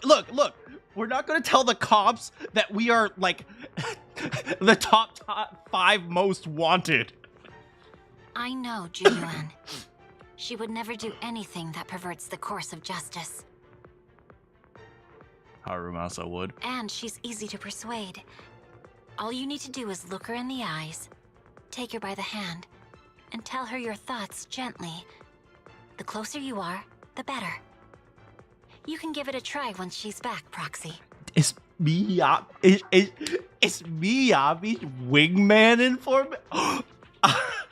Listen, girl, I have to apologize. You are the girl. I love you. You are my homie. You're one of the boys now. Miyabi, you come over here. We're going out drinking later. Where did you get this copy of Concord? Chief, where'd you even learn that? I learned it from Juyuan's mother. I've tried it, and it's very effective. Back to the matter at hand. Guys, even though the HDD took a hit, thankfully Fairy still managed to track down Perlman's biosignal. Julian, I'm sorry for renting out GTA 5 before you got a chance to play. It's time to get back our key witness. Harumasa. Ha! You're going to lecture me on Harumasa. Wait, 266. I mean, ha! You don't know anything about Harum. Oh, please.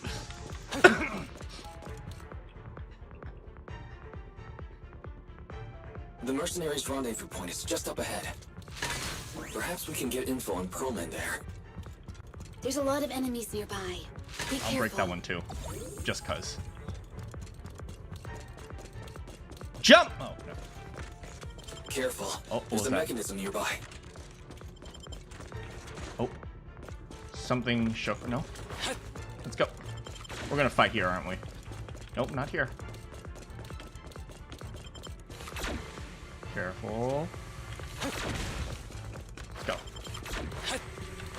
Not this way. Oh, frick. Oh, frick. Oh, frick. Oh, frick. Ow! He took 9 damage. For the money!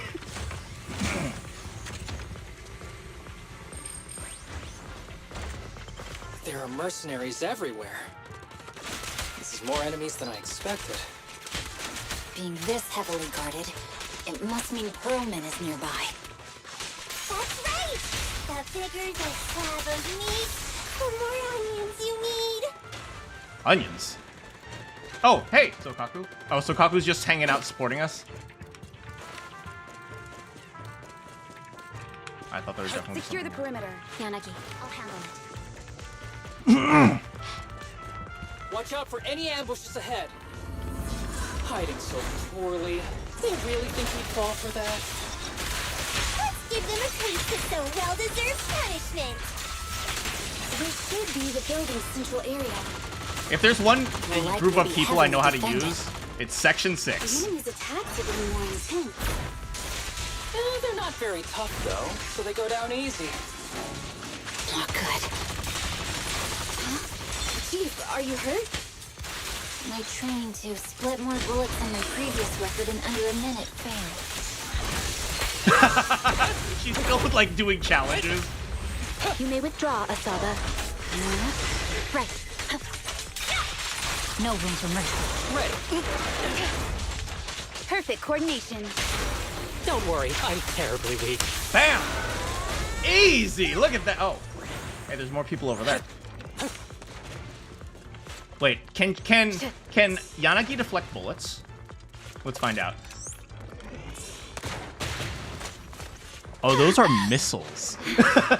Wait, can Miyabi deflect the missiles? See, look at that! Look at that! She's insane!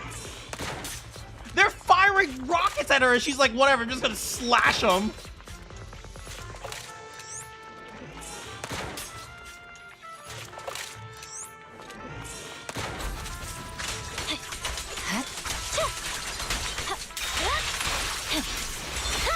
That was totally unnecessary, but still. Oops. Envy and cheat. Yeah, but they're freaking rockets. They explode. They're telling me to go that way, so I'm gonna go this way instead. Never mind. Oh, literally can't go that way. Hey, what do you I'll need? handle it. Yeah, like, is Miyabi the only one who has this like super dodge as well? Oh, hi. Set up an ambush here too.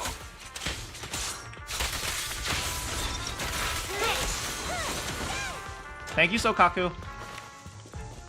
But they want me to go that way. Let's check this way first. Ooh, gear coins.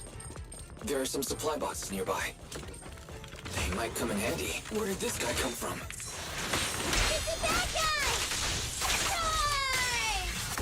She's so cool! I love you, Yanagi! Don't be reckless.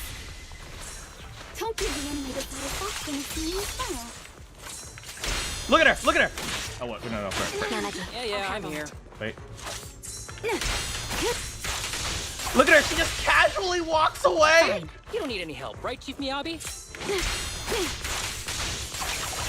Look at her! She's so cool! Look at her! She just pushes up her glass! Yes, I love her!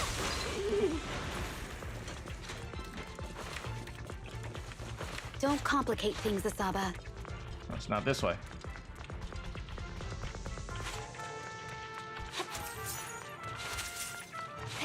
Obviously, we should approach with the swordsman, and then we should switch out to the archer for range.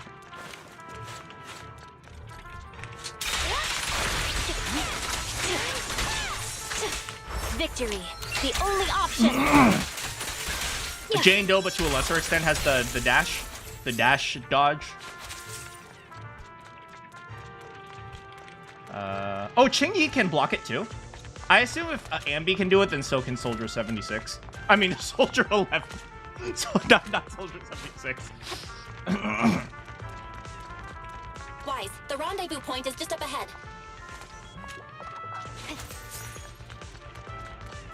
Alright. This should be the mercenaries' communication hub. Hold on, everyone. I'll hack in. Hack. I love how this is the hacking minigame.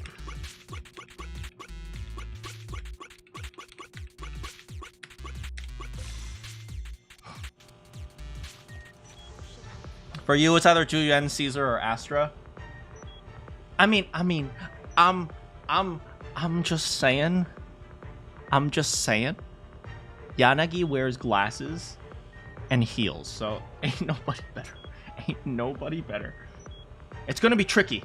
What's wrong, Proxy? The database level is too low, and Perlman's location data isn't here. Hacker man!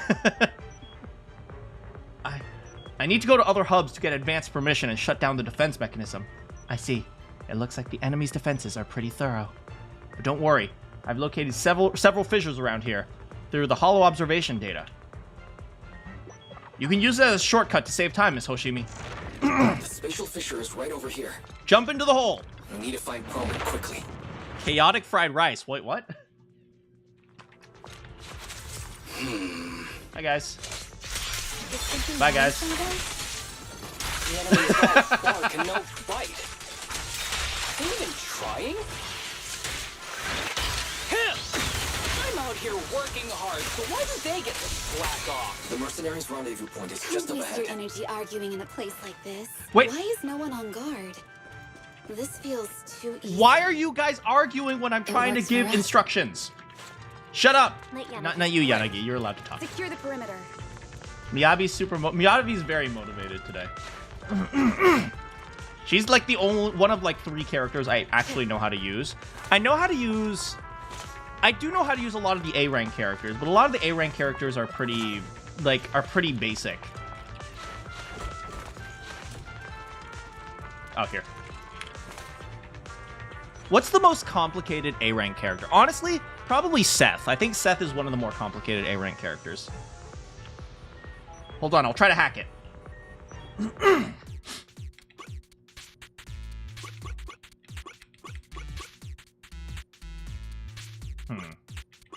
Oh, we can do something like this. Oh, oops.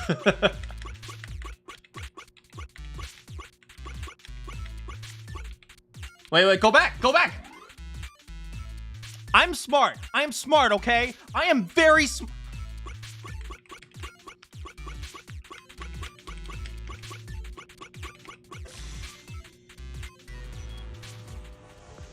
Got it. I've located it. That's great, Proxy. Oh, that's great, Proxy. Let's go now. Hold on. I still need more security permissions. Hashtag smart. Thank you. Wait a second. The security systems seem off. Like someone deliberately tampered with them. This will take some time to handle. Everyone, please wait a moment. Someone's gonna attack us. It's time for Monday Night Raw! That's it.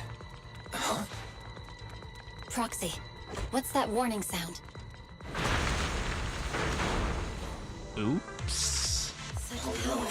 The permission request was linked to explosives. Ammonium nitrate explosives? Run! This room's gonna blow! Using these inside the building.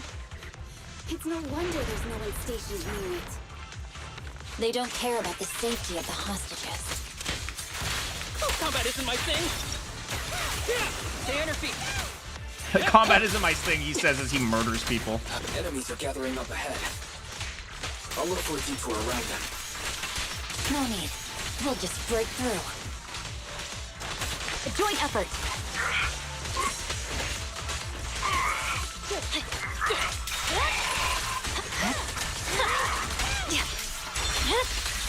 My blade is already sheathed. Let's go.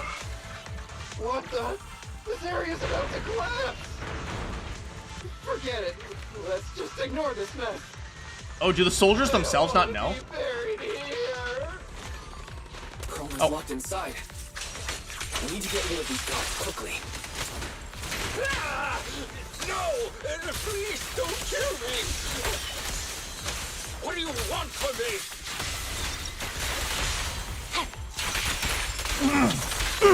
I have no idea why people wouldn't. I remember people said like, oh, nobody would pull for Hasamura, or what's his name? I still don't know his name. What is it? Harumasa. Nobody would pull for Harumasa, but like he's good, man. I guess he's just not a girl, so no one's interested.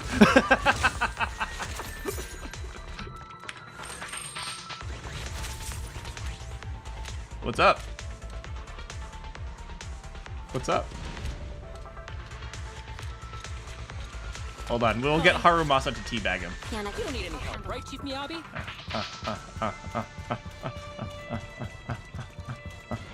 Okay, anyway. Perfect timing! Get me out of here! The place is about to blow! We need to leave now! Crit damage. Yeah, a lot of crit damage.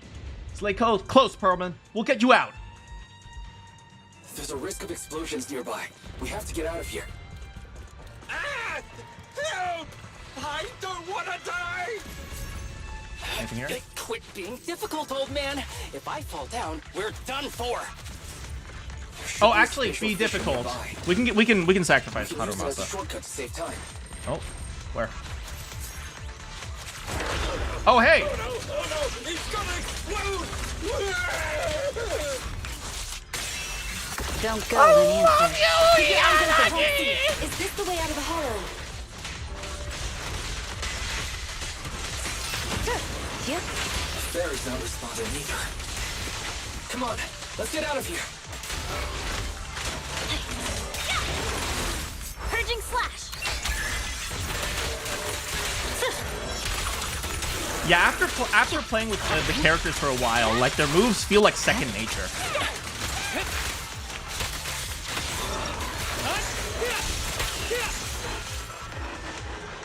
Like Harumasa's weapons are like swords that become a bow. Yeah, it's actually really cool. I think it's pretty cool. Like the way he pulls like an arrow and then he shoots it, and then when he marks them, he runs in and starts slashing them. The fissures gleams not far off. As an explosion draws closer, the HDD's ear-piercing warning comes back on. HDD voice warning output failed. Activating backup output. Warning, danger detected on the path. They were inspired by Ruby. Ruby weapons are really cool. It's too bad about what happened to Ruby as a series, but the general concept was really cool. Something seems off. There's an exit ahead, but this is odd. Why is there only one result from the calculations? Shouldn't there be several? Proxy, we're running out of time. We need to get out now. I don't want to die! We can leave them. The explosion causes the surroundings to collapse. Out of desperation, everyone charges into the fissure. The light from the fissure overwhelms my senses. The eerie, heavy, ominous feeling inside the hollow abruptly disappears. Oh, isn't this a surprise? Is Bringer in the hollow? What? Hey, what's up? You doing your corrupt cop stuff? Yo? You missed what happened? It's been so long since you watched Ruby. Yeah, it's been a long time. So I watched season 1, seasons 2, and seasons 3. There was like a dude with a trident or something like that. I don't remember. And I remember like, what was it? Like John and his magnet girlfriend, something like that. That's all I really remember. And there was like a big tournament, and that was cool, and that was all I remember. And after that, I stopped watching because it started trying a bit too hard to be deep, whereas I just wanted to watch it for the cool weapons. Bringer. Pyrrha? Was her name Pyrrha? All I know is there's another Pyrrha from, or is it Pyra from Xenoblades 2? I don't know, but Mithra is Mithra supremacy. I support Mithra supremacy. Perlman, the culprit of the Vision scandal, who sabotaged the Witness's airship to escape to the Outer Ring, who snuck back into New Eridu during this critical election period, is now apprehended on the spot by public security. Actually, the FBI. And appearing alongside suspect Perlman, assisting him in entering and exiting the Hollow, members of Section 6 of Han. You know, she could just kill you, right? As the acting commander of the Janus Quarter, I'm requesting that you all come with me to Public Security Headquarters for an explanation. Shall we? Chief Hoshimi Miyabi, you are suspected of improper dealings with Perlman, the notorious criminal. I need you and your subordinates to come with me. Is Sarah going to be there? Oh, yeah. Oh, sure, no problem. Yeah, absolutely. It's over. It's over. It's all over. Just a moment, Inspector Bringer. It appears there's been a serious misunderstanding on your part. Section 6 is alleged to have had unreported private contact with an important suspect. However, those actions were undertaken solely by Chief Hoshimi Miyabi. As As members of Section 6, we noticed our superior's misconduct and rushed to confront her, just as you arrived. Oh, do they have like a they have like a pre-set plan in case something like this happens? Are you trying to say you have nothing to do with this? I'm the acting commander. Do you think I'm an idiot? I wouldn't dream of it, acting Commander Bringer. I'm merely stating the facts. If there's any disagreement, we can report to Internal Affairs. Every cloud has a... What was it? Huh? You're asking me? Wrong answer. Huh? What are you doing? Rest in peace, Perlman. He was just a tubby boy who wanted to run his company.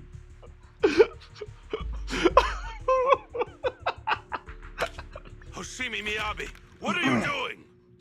He got it wrong, so I threw him into the hollow in a fit of rage. Yanagi is right. I do what I want. This has nothing to do with them. My actions just now serve as proof. Take me if you want. But only me.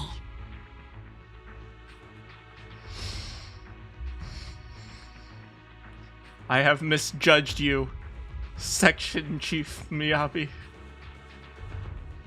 You! It's almost time for the speech. No need to dwell too much on it. Best to leave it at that. All right, very well. I'll grant you that. As the acting commander of the Janus Quarter, Chief Hoshimi Miyabi of Section 6, you are suspected of endangering public safety. Let's be real here. Step on Me Girl is not gonna stand for this. She's gonna be coming at Bringer. Oh, Step on Me Girl's bringing an army. And shall be arrested immediately.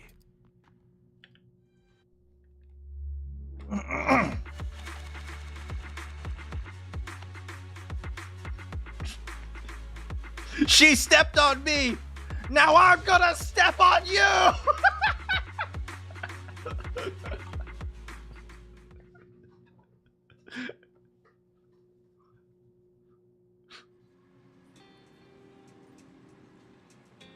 I never expected things to turn out like this. I can't believe Bringer ambushed us. No wonder the navigation kept reporting errors. They must have tampered with our hollow data monitoring system. Unfortunately, Fairy isn't fully back yet. Otherwise, we'd have more ways to fight back. Anyway, I'll do a full system check now. Section 6. Don't worry, Section 6 just sent a message saying they've lost Bringer and are trying to locate Perlman. But we have to recalibrate the system, so real-time navigation won't be possible. We can only give them a rough estimate of Perlman's potential locations inside the hollow, and let Section 6 search for him on their side. Can Bringer go into the hollow? Because there are some people who just can't go into hollows, right? We don't even know if he can go into a hollow. Though Yanagi did say hollow operations are their specialty, and they'll take care of locating Perlman. No update on Miss Miyabi's side though yet though. Even though Bringer has taken her, she should be okay. She's a Void Hunter after all. Anyway, you get some rest. I'll handle this. Thank you, sister. Wise, Yanagi just messaged us. They found Perlman. They've hidden him at Bellboy Industries. Well, hello there, Perlman.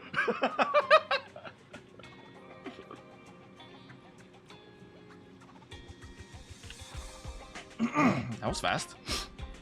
Yep, Kaleda and the others are also helping look for the files, so we should have results soon. But to avoid Bringer, Section 6 has cut off all communication signals at their safe house, leaving just us with a special line. Yanagi asked us to contact them when we can to plan our next move. Bringer still has Miyabi after all. I've tried everything, but I can't track her down. Who knows what Bringer's going to do to her? Wise, whenever you're ready, we'll contact Yanagi. Wait a moment. I need to go to the bathroom. Do we even have a bathroom? I guess we do. I've never been in there, though. Huh.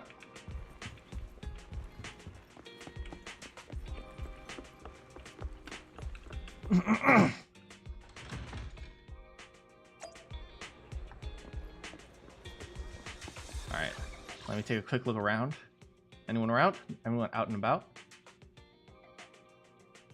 Hey, look. There's a...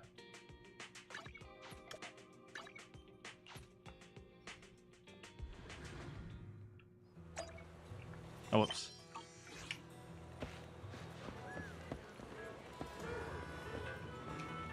How's it going, Casa? What's the special today?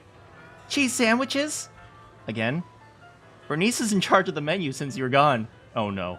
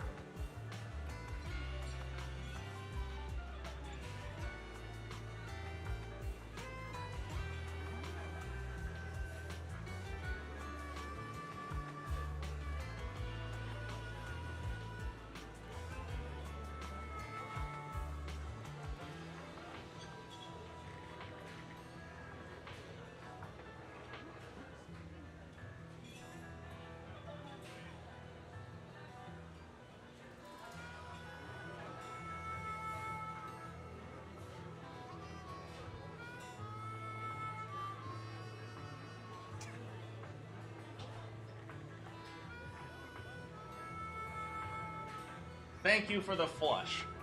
All right. Do you guys have a favorite character in terms of personality? Like character, like a character. Not like character in terms of fighting. Mine's probably Lucy. Good day, Proxy. The pampered princess who doesn't want to be a pampered princess. I really like that. I also kind of like Ben. Because he's like a menace who's actually just a really nice dude. Oh, was that scary, Proxy? like, look at this crap, right? We had to go through a freaking side quest to get like to help to like learn to talk to animals, just so I could get these like groundhog plushies to sit on the chairs. Apparently, it's stylish, and we never removed the graffiti, but apparently, it's like. It adds to the atmosphere. Honestly, this is kind of a nice diner. All we need are windows. Like, this kind of open air, so we should probably have, like, a way to, like, close it off, but still. Qingyi. I like Qingyi, too. Freaking old dude. Alright, let's go. Wait.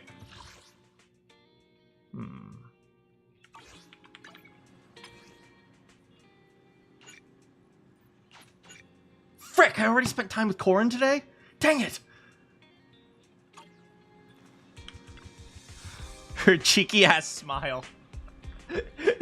You mean like a grandpa, like a grandma making fun of her grandkids? Comms are all set. Let's contact Yanagi. Lego. I'll contact Section 6 now. We had to give Belle some time to recalibrate. Just as Belle sets up a remote call, a familiar figure rushes in. Guys, can you reach Section 6 now? Are they with Perlman? There's something important I need to confirm with them. Relax, Julian. Section 6 just found Pearlman, and I'm about to contact them now. I'm setting up the call now. I'll patch you in, too. Not long later, Belle successfully gets into contact with Section 6. I'm really sorry, everyone, but we can't locate Miss Miyabi right now. Understood. I reached out to my director and some friends in the media. Seems they haven't heard anything about Hoshimi Miyabi being arrested or Pearlman reappearing. Makes sense. What is it? Pearlman probably doesn't want to... Because Miyabi's so popular, right? He doesn't want Step On Me Girl to come at him with the army. Hello, can you hear me? It's Juyen. This is urgent. Please confirm something for me. Is Pearlman with you right now? Check the back of his neck. Please look behind his ears or at the base of his hairline. Do you see a small wound? He has no hairline. He's bald. What are you doing? Now hang on, my hair. Ow! Easy, easy. Yes, Officer Juyuin. There is indeed a small wound on the right side of his hairline, approximately half an inch long. How did you know? They lobotomize him? For high-profile cases, the precinct sometimes puts small tracking chips on suspects when they're detained to stop them from doing anything dangerous. Oh, okay.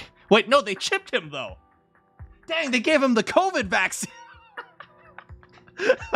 I found out that the chips used on Pearlman and the other suspects in recent cases have broad-range tracking capabilities, and they've been active this whole time. So they should have known where Pearlman was. What? A tracking chip?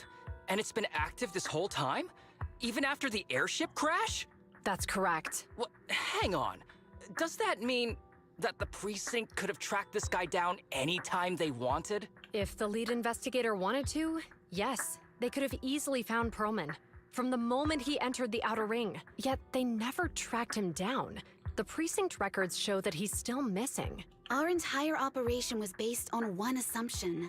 That the mastermind was doing everything to stop us from revealing the truth, to eliminate Pearlman, and to cover up their crimes. But if they always knew where he was, then what was the purpose of all the pursuits, ambushes, and interceptions? Didn't the bad commander take Chief Miyabi outside the hollow to weaken us? And if we guess wrong? If we were mistaken, then that means Bringer didn't take Miss Hoshimi to undermine us. He must have taken her for a different reason. A different reason? Don't tell me. He wanted the chief herself. But that doesn't make any sense. She has nothing to do with the case, and nothing seemed off with her. Plus, who in their right mind would try picking a fight with a Void Hunter? Unless they're looking to get themselves killed. He wants the little icy ball that floats around next to her. Hang on. I just remembered something. The strangest thing happened while we were in the Outer Ring Hollow. Right? As you know, this game is all about balls, right? Whenever you're looking for agents, what you actually find are balls.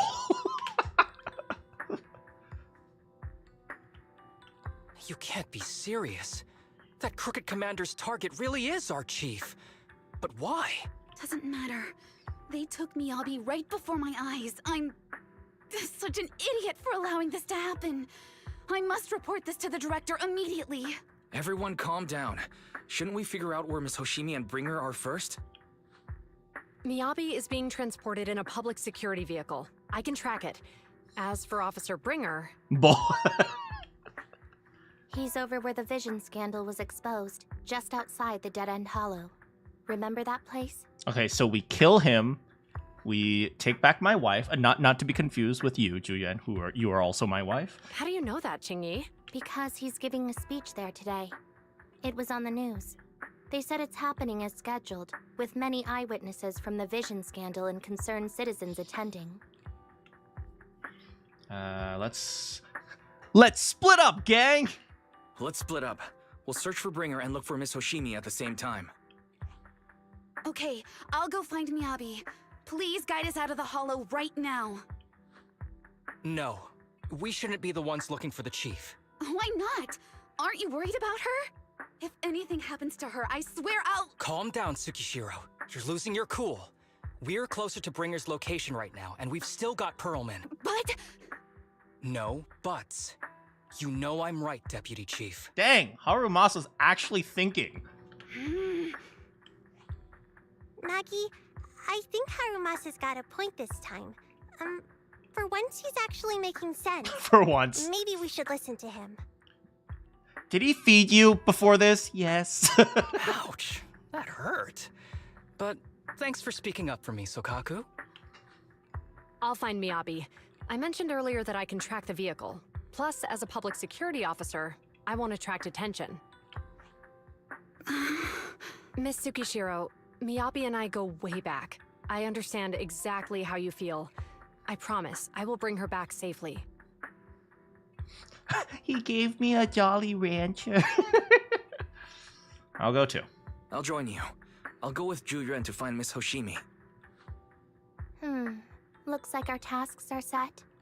I'll stay here to protect the video store then, so you have one less thing to worry about. Oh, my little robot daughter grandma.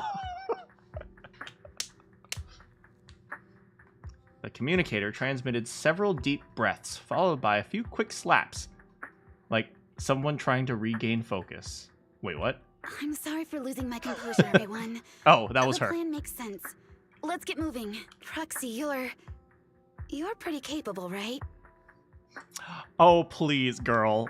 I once beat Snake Duel and Soul Hounds 3 in the same day. I'd say I'm pretty capable. Better than you think.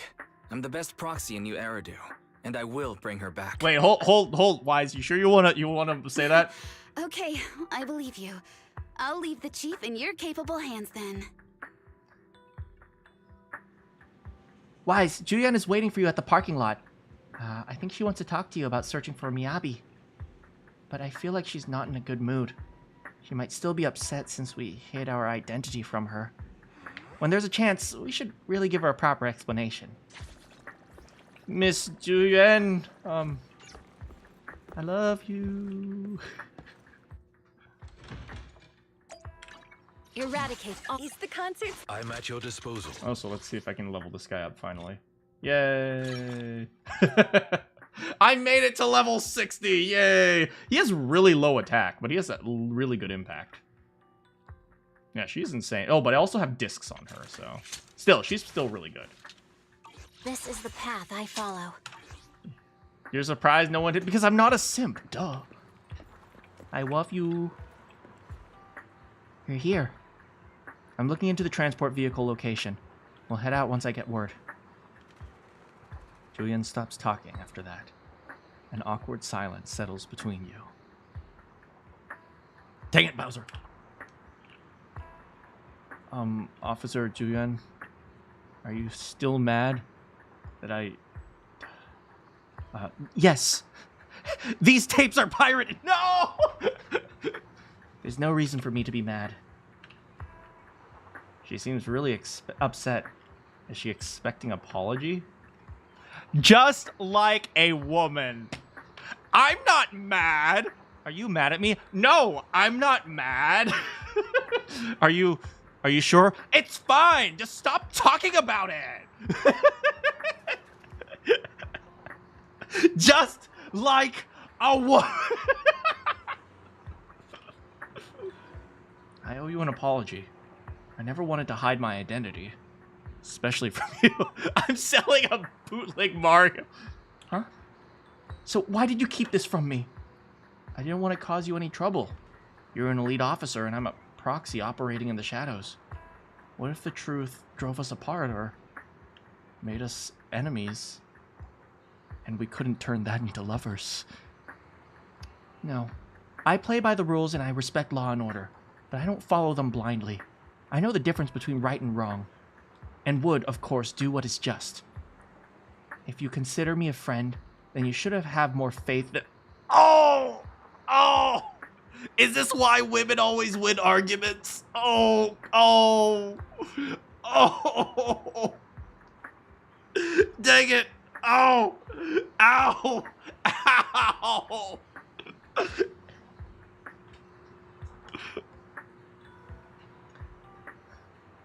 Julian, I promise I'll never keep anything from you again. If I do, then the video store will lose money every day. You don't have to go that far. So anyway, I have a bunch of adult videos in the back. Half my videos are pirated.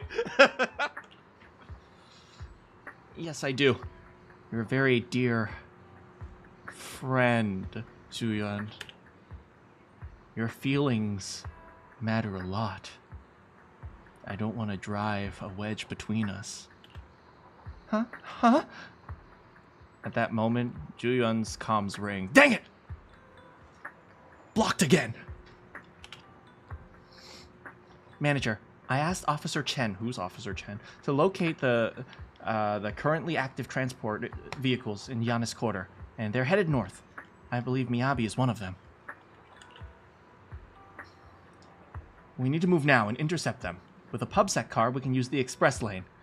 Wait, are we cheating? Yo! We gonna use the carpool lane? There are checkpoints everywhere, so I might not be able to bring along a regular citizen like you, Manager. Well, take Eos.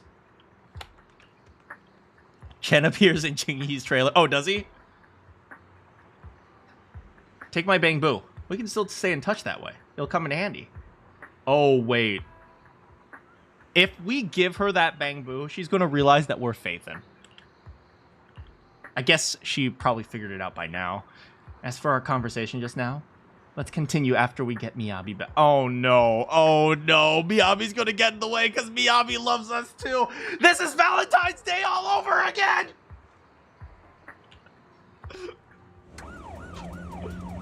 A short while later near 14th Street.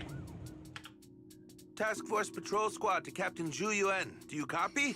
Repeat, do you copy? Over. Copy. Officer Chen, Zhu Yuan here. Over. Captain Zhu Yuan. Why does your voice sound a little raspy? It was pretty hot here and my throat got a little dry.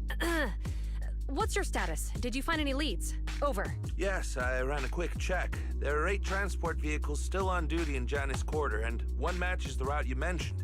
I'll share its location with you now. Over. Thank you, Officer Chen. You've been a big help. Go get some rest. Over. Copy that, Captain Zhu Yuan. You take care. Don't work too hard. Task Force Patrol Team over and out. Phew. All right. Got the info on Miyabi's transport vehicle. Wait. The nav data shows that the escort vehicle's final destination is the site of Bringer's speech? This is bad. Tons of people are heading there right now, and the streets are jammed. How do we get through? Sound the sirens? Switch to PubSec motorcycles? There's no time. The speech venue was next to the dead-end hollow.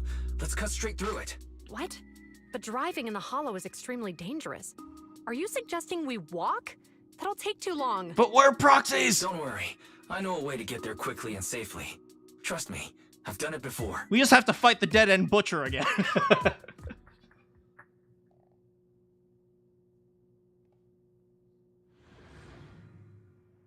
Amazing! I didn't know you could drive a train, Manager. Oh, hey, it's the train! Is this railway route okay? Trust me, I'm familiar with this way. It'll definitely lead us out of the dead-end hollow. Wait, I think we've got ethereals approaching. Do you know why the Hoshimi Leave it to me. family is being I targeted? won't let them get in the way. As I'm sure you know, the Hoshimi family has a long heritage. They gave rise to the first generation of Void Hunters, making significant contributions to the city. There were several other heads of the family who made significant contributions too.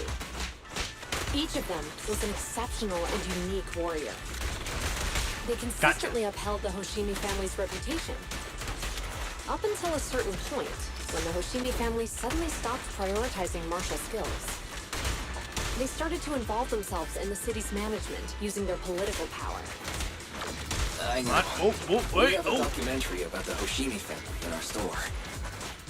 There are stories circulating on internet that the Hoshimi family possesses a secret that makes them strong.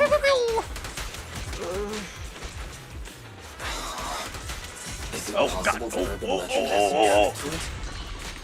I don't know much, but I have a way to find out. Manager. Oh, frick. We skipped some of the dialogue.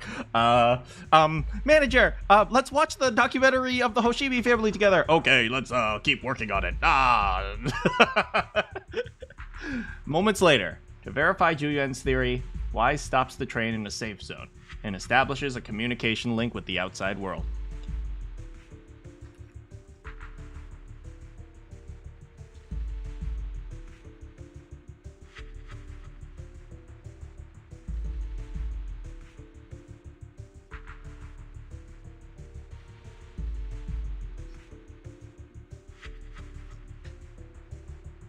Hello? Hi, this is Officer Juyuan from the Criminal Investigations Special Response Team. I'm just calling to... I know, Officer Juyen. I'm still waiting to hear back from the Throne Quarter Precinct. The head of our house ought to be at the banquet hall still, joining in on all the Election Day events. I've asked my secretary to locate him as soon as possible. Wait, hold on. So, the Hoshimis are the first... document. So the Hoshimis are the first Void Hunter. Wait, are the Hoshimi family related to Sunbringer? I don't know. Is it? Maybe? Wait, but we have a documentary on their family. Isn't that kind of an invasion of nah, whatever. All right. I'm sorry to keep bothering you with all these calls. I'll wait for your reply then. Not good. With the elections happening now, even the Hoshimi family housekeeper can't get in touch with Miyabi's father. Are you close with the Hoshimi family? You seem to be pretty close with the Hoshimis, Juyen. Do you know the head of the family? I wouldn't say we're close, but when Miyabi and I were classmates, she invited me to her place a few times, so I've met him before.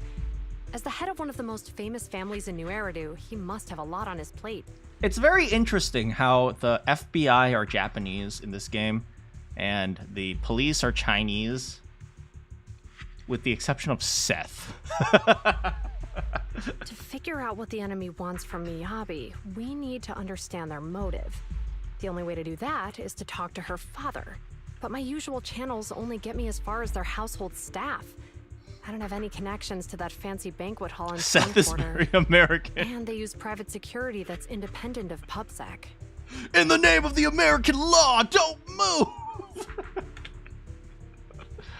I might have some high society connections. We just need to find someone who has connections to high society, right? Then I might just know someone. Hey, Lucy! Moments later, after patching through random play, a familiar voice answers. Oh, dang it. Oh, I heard about this. Apparently, due to scheduling issues, they haven't recorded Lycon's voice lines for this, or something like that. Yeah. So, Master Proxy. It's been quite some time. I never anticipated a call from you on a day like today. Well, we gotta get his business involved, okay? I'm counting on you, Victoria Housekeeping. Thanks for taking my call, Lycon. I've got something extremely important that I need your help with. Has Victoria Housekeeping ever offered services to the Hoshimi family? I know that the recording studio, from what I understand, the recording studio for this game is most likely in Las Vegas, so it might be a little bit more difficult than if there were the recording studio was in LA, so. They're a renowned martial arts family, and they contributed significantly to the construction and safeguarding of our city. Our humble establishment has indeed been fortunate to provide services to them, and indeed they may be considered loyal customers of ours. Really? That's great! Do you happen to know much about their family affairs? Master Proxy, who is this woman? Are you cheating on me? No, I would never dream of... Are you cheating on Cora? No, are you cheating on Ellen? No, look. This is a complicated situation. Just answer the question. That entirely depends on your definition of family affairs. If it's not too much to ask, could you provide me with a little more context? So, when I was 3... I understand the circumstances, and your request seems fair and justified.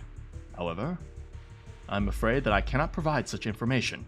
It is against our NDA. I understand, but... Although I cannot provide the information, I can connect you with someone better suited to assist. Just a moment. Rena, please watch the lobby for me. Lycon steps away from the call. Hello? said you had something urgent to discuss with me? Oh, hi. Wait. The last name is Hoshimi? Wait, her last name is Hoshimi? Wait, so her name is Hoshimi and her given name is Miyabi. But shouldn't it be the other way? Because in this game, Lucy's name is Lucy Montefiore, right? It's not Montefiore Lucy. Whatever. That voice. Is that? Oh, is that Miss Ju Yuan? It's been a while.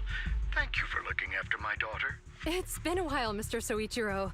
Sorry to bother you, but it's urgent, and it's about Miyabi. We think someone's trying to harm her, and she might be in danger.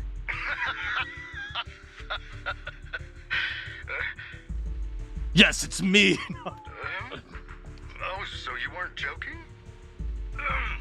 Please continue. Mr. Soichiro, aren't you worried about Miyabi's safety?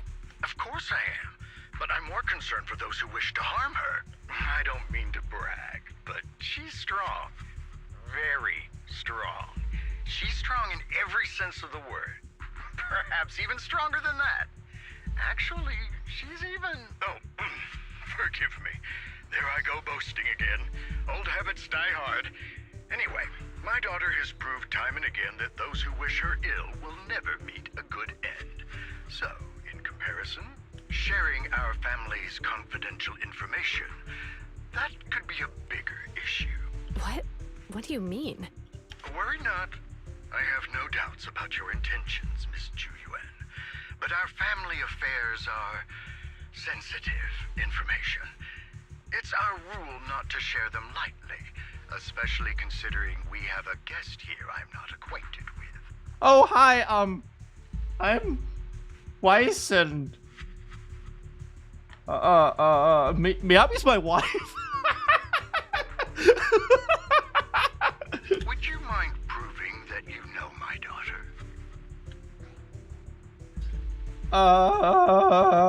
She has a katana. Miss Hoshimi's katana is a family heirloom used by generations to eradicate evil.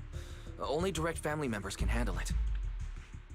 That's right. If she was willing to share that much with you, it shows that she trusts you. But this information is also known to a lot of her colleagues. Mr. Soichiro, you prefer juice over wine? Mr. Soichiro, you secretly swap your wine for juice during social events. She even told you that? That's right. She's my wife. Yeah. Looks like your daughter got a new daddy. Oh. Maybe I shouldn't say that to her father.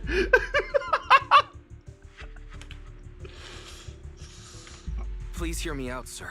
The katana went out of control today. It unleashed massive foxfire. We barely managed to force it back into the scabbard. Lycon, please inform the mayor that I might need to leave early this evening. My apologies. Now you two, what I'm about to say is of the utmost importance and must not be shared with anyone. If anyone is plotting against the Hoshimi family, they must be after the katana.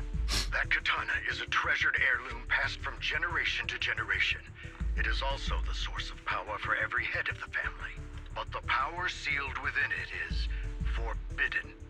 Only the head is qualified to inherit and receive it, and the process is extremely dangerous. Oh, so if Bringer takes the katana, he'll go insane? My daughter, however, is different. Aside from an accident when she was young, she has never relied on the katana's power. Her strength comes from herself. She is the true genius of the Hoshimi family. So you're telling me the magical blue flames that spew from the katana have nothing to do with the katana? It's all her.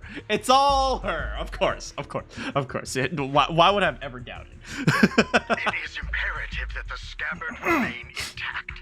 Under no circumstances should my daughter use the katana if the scabbard is compromised. At the same time, an armored transport vehicle heading towards the dead-end hollow near Bringer's speech venue. Inside the vehicle, Oh.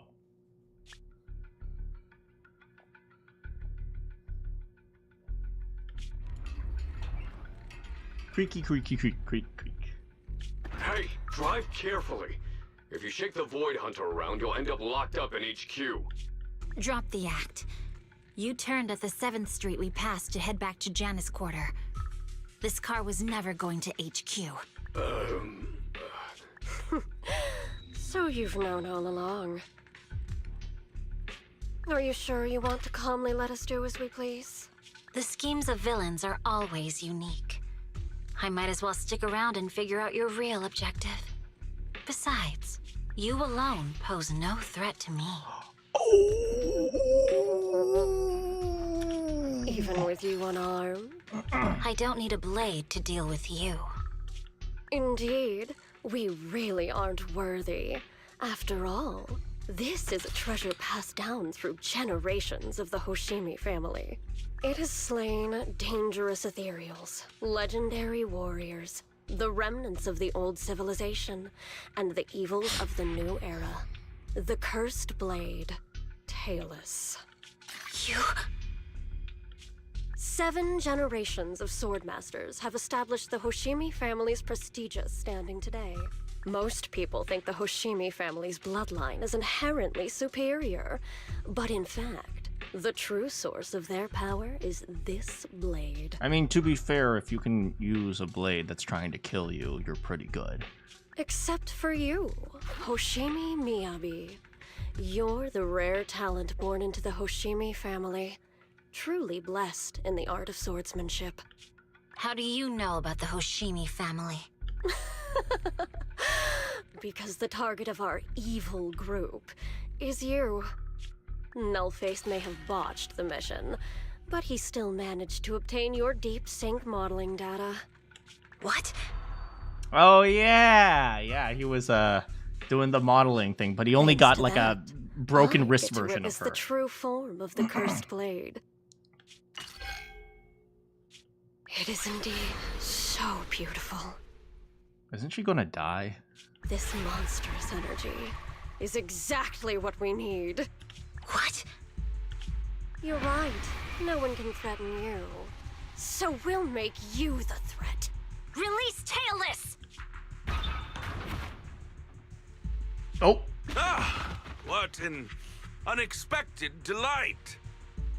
Oh. My surprise, Officer Hoshimi Miyabi has honored my speech with her presence. Dear citizens, let's give her a round of applause. Wait, isn't this inside the hollow? Why is there a kid in here? Wow! It's Miss Miyabi! Amazing!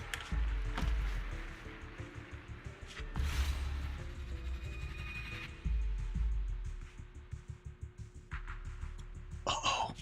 Miyabi!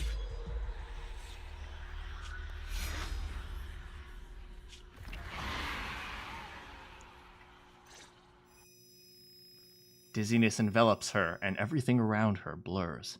Soon after, Hoshimi Miyabi opens her eyes weakly to find herself in a strange space she has never seen the likes of before.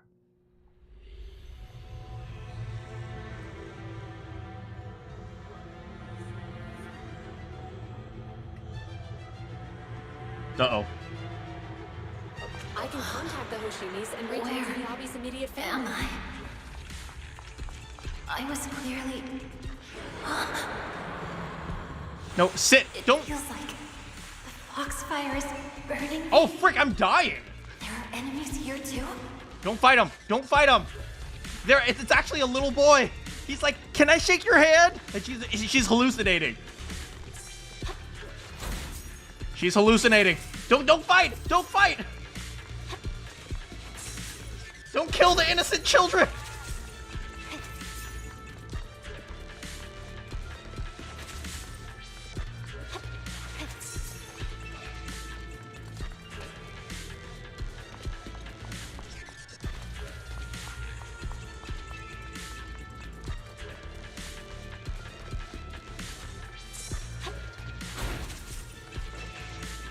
Hang in there! Oh look, I'm not dead. After defeating the enemy, my... Where am I? Oh, do I have to fight them? Okay, fine, I'll fight them. Die, children! Feels like Foxfire is burning me. There are enemies here too. After defeating the enemy, my body has surprisingly recovered a bit. Am I supposed to defeat enemies to recover? No, you're killing the people! It scatters upon being cut. It's obviously not a physical entity. Foxfire. It's a power that belongs to the Hoshimi. So why would it burn me?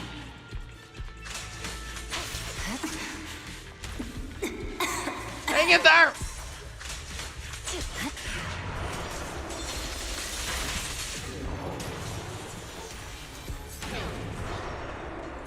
We're totally killing innocent people, aren't we?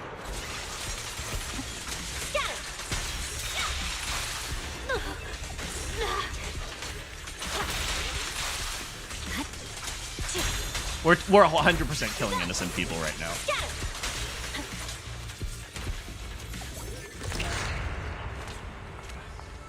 Are we okay? Are we okay? It's changed color. I can't shake the feeling that this place looks familiar. Foxfire. It's burning even more intensely. He'll be fine, you're OP. Losing my strength. I must defeat more enemies. The more the better. This place.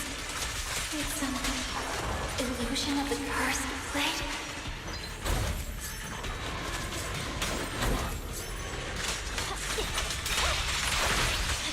Rip in peace, that child. That was probably a kid. Oh, this is probably a grown man. Please, Miss Hoshimi, don't do it!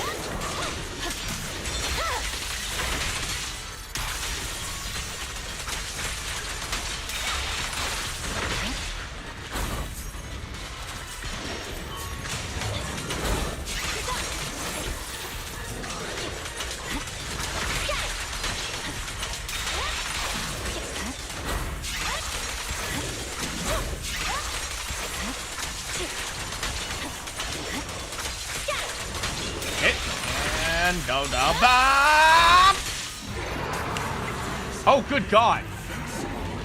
Oh, it's freaking Niva.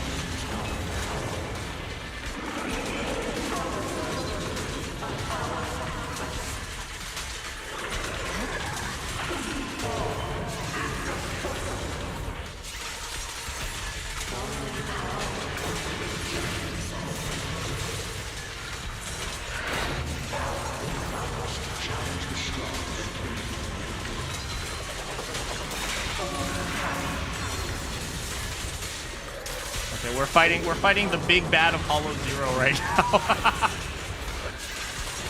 These strange whispers. I think I heard them when my blade went out of control. So loud. You're okay. Hang in there, girl.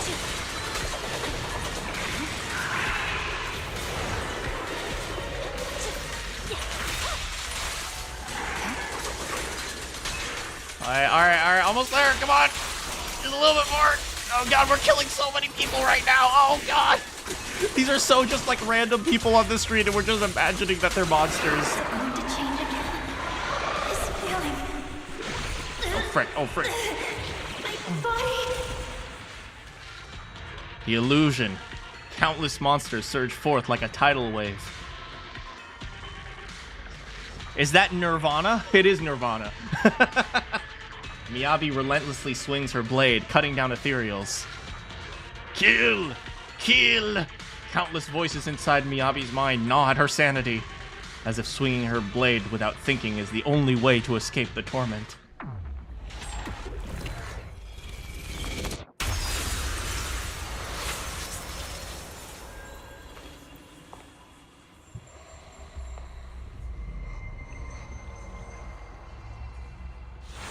Are these people citizens? Oh no.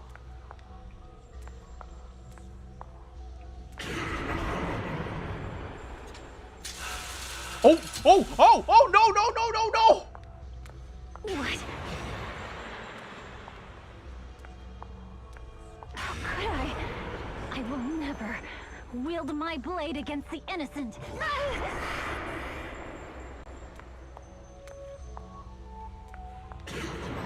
Hi, I'm Officer Chen.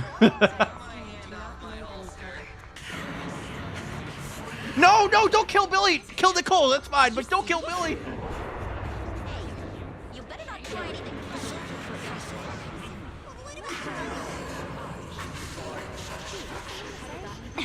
Why are you staring at me? Are you sure this is the right move for you?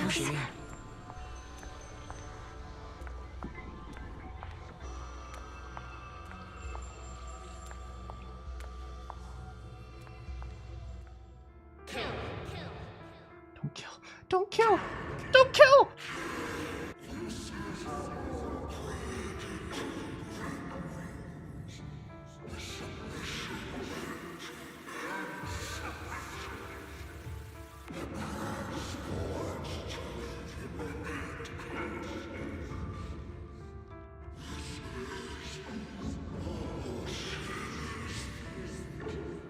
Is this also how you coaxed my mother back then? Ooh, ooh, ooh. Ooh, ooh, was the head of the family not the father, but the mother? So maybe her mom did something? Did you convince her of this fate the same way? Is this how you turned her into the sacrifice? Answer me!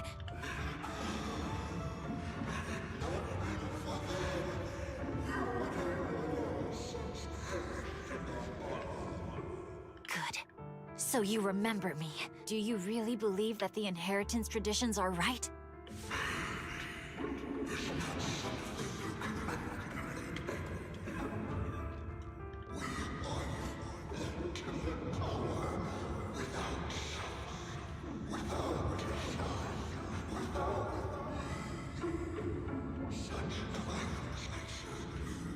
Dang. Dang, the sword really just said, "'Cause I'm God and I say so." No. But I have a proposition. I understand that you had to make difficult choices to survive the era of hollow calamities. But times have changed. Past sacrifices were made, so there would be no more sacrifices in the future. The Hoshimi legacy shouldn't just stop at inheriting this blood-stained gift. Oh, is this like the soul of Sunbringer? If outsiders are capable of bypassing the rules and taking your power, then what's the point of clinging to this cruel ritual? Therefore, let's cooperate. Dang. She's like, "Hey, God, how about I scratch your back, you scratch mine?" God's like, "Say what?" That's right. I've always been aware that I'm not the type of heir the Hoshimi family needs. I don't have my grandfather's keen judgment, my aunt's resourcefulness, my father's knowledge, or my mother's sharp mind. All I have is being waifu material. But I have swordsmanship. It's the one thing in which I'm genuinely gifted. From now on, if you heed me, I'll rewrite the fate of the Hoshimi family in my own way. Be my blade, one that slays only evil. And I'll repay the injustices that forced your sacrifices. My mother was the final sacrifice you'll ever receive. There are many waifus on From that. this day Oh forward, no. under my command, I'll turn you into a legend which is truly unmatched by anyone. Is she about to summon her persona? I am thou. Thou art I.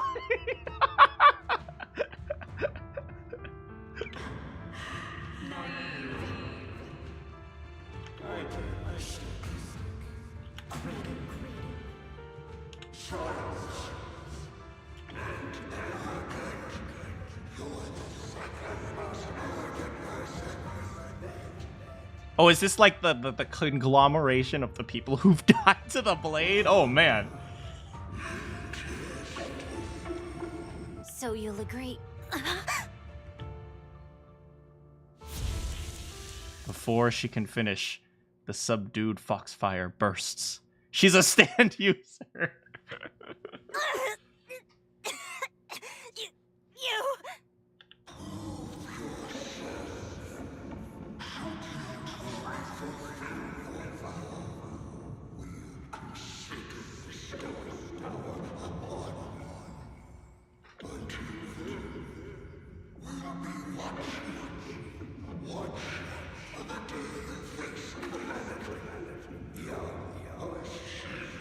So who's the original sacrifice then? So who's the first person sacrificed?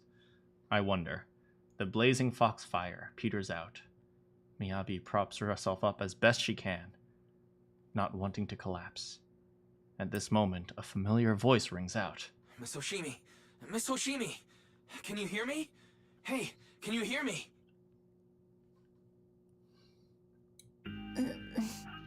Roxy? Yes, it's me, Miss Hoshimi. You're finally awake. How are you feeling? So, that golden light was you. Thank goodness I didn't draw my blade. The citizens... Did I hurt them? Off to the side. We have another 16 dead over here. I'm sorry. Rest assured, Miyabi, you didn't hurt anyone. When those strange flames appeared in your eyes, the manager and I knocked you into the dead-end hollow. You were swinging your katana the whole time, but only at the ethereals coming at us. Just now, you suddenly froze. The flames on your katana disappeared, and we were able to get close. I see. Thank you. I almost made a terrible mistake. I feared if my blade had harmed those dear to me, hurt innocent people,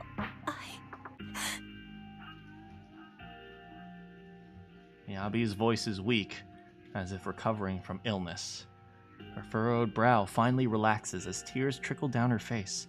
The invincible Void Hunter sobs softly, like a girl. Like an ordinary girl. Hoshimi. Wise, it's an emergency. The rest of Section 6 has arrived at the speech venue, and it's a total mess. Looks like Bringer's trying to get away. What? Hearing the latest update over the communicator, Juyuan holds Miyabi tightly and looks towards the proxy. Leave her to me. I'll take her to the nearest medical center. Go, manager. Go catch the culprit. We absolutely cannot let him get away. Go! Good job, Juyuan.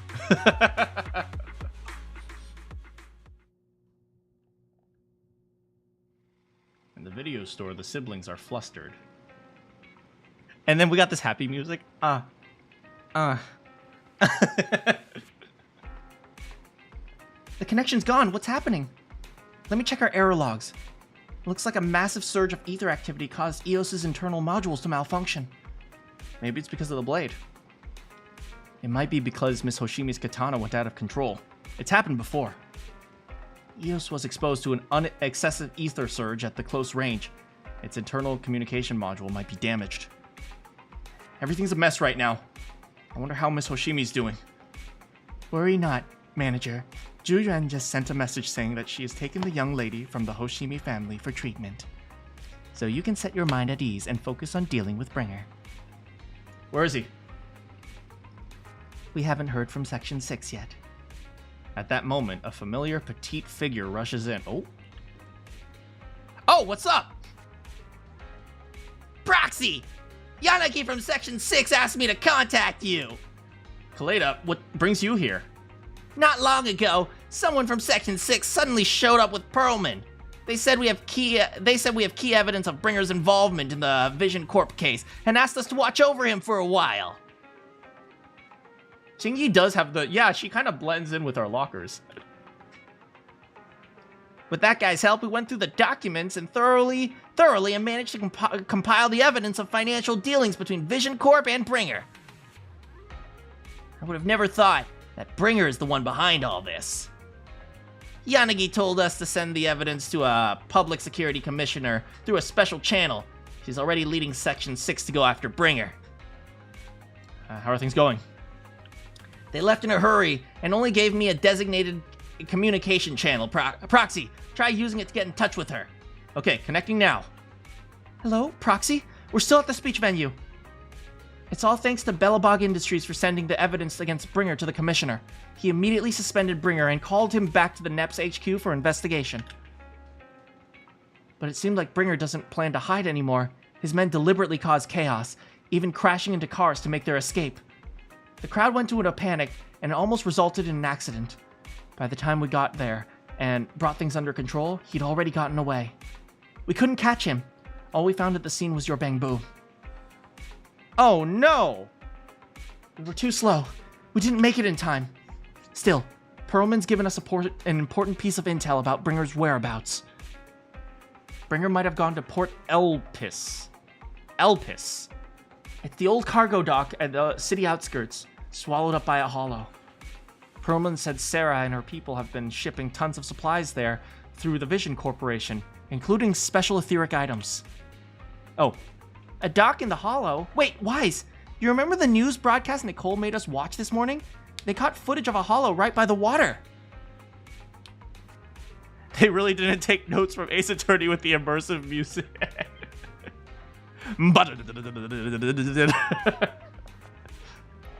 A cargo dock. That's probably really near Port Elpis. It's an area with all sorts. A perfect place for criminals to slip away unnoticed.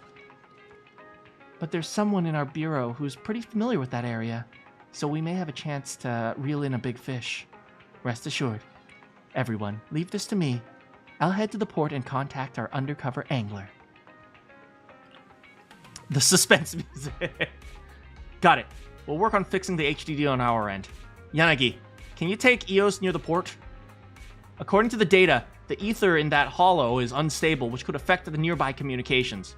While we operate remotely from the video store, I still feel a bit uneasy. Just to be safe, let's take the portable equipment and work near the port. We can also recalibrate EOS's connection module while we're there. What are you doing with these two children? Near the port? All right, I'll reach out to Ben and update them on the situation here. Great. We'll make our way to Port Elpis, and after we wrap things up here. This time, we won't let Bringer slip away. The group arranged, and suddenly Korn barges in. Oh, Master Lion told me to be here.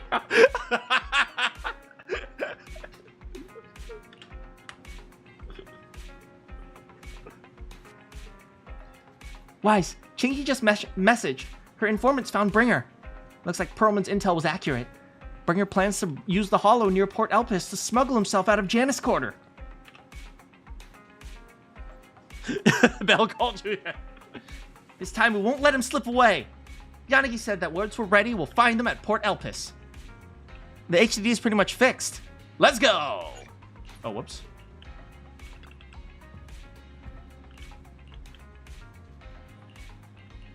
Let's go! I can now travel to Port Elpis. Hey, you hang in there, 6. Thanks for all your help, 18.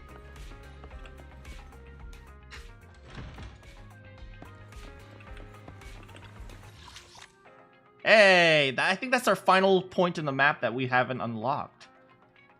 Yeah, until they add a new area in Chapter 6.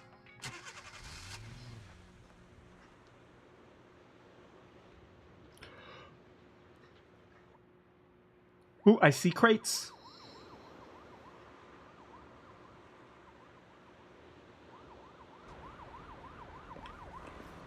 Hey, it's Jade! What's she doing here? Thank you for your service. Thank you for your service. Oh, hey! How's it going, Sage in a Barrel? I might smell a little different, but I'm still the same old, bye. What do you mean by that? Just give me some coins and I'll give you trash. Yeah. Hold on, we gotta collect some stuff. Is, what's his name? Is Officer Mew Mew gonna appear around here? I'll pick that up. Shouldn't we be investigating? Hold on, I gotta steal stuff from people. I'm gonna pick this up. Yeah. Yes. Yeah, baby.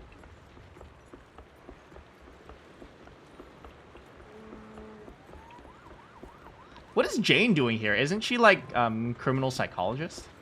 I guess criminal psychologist could be here.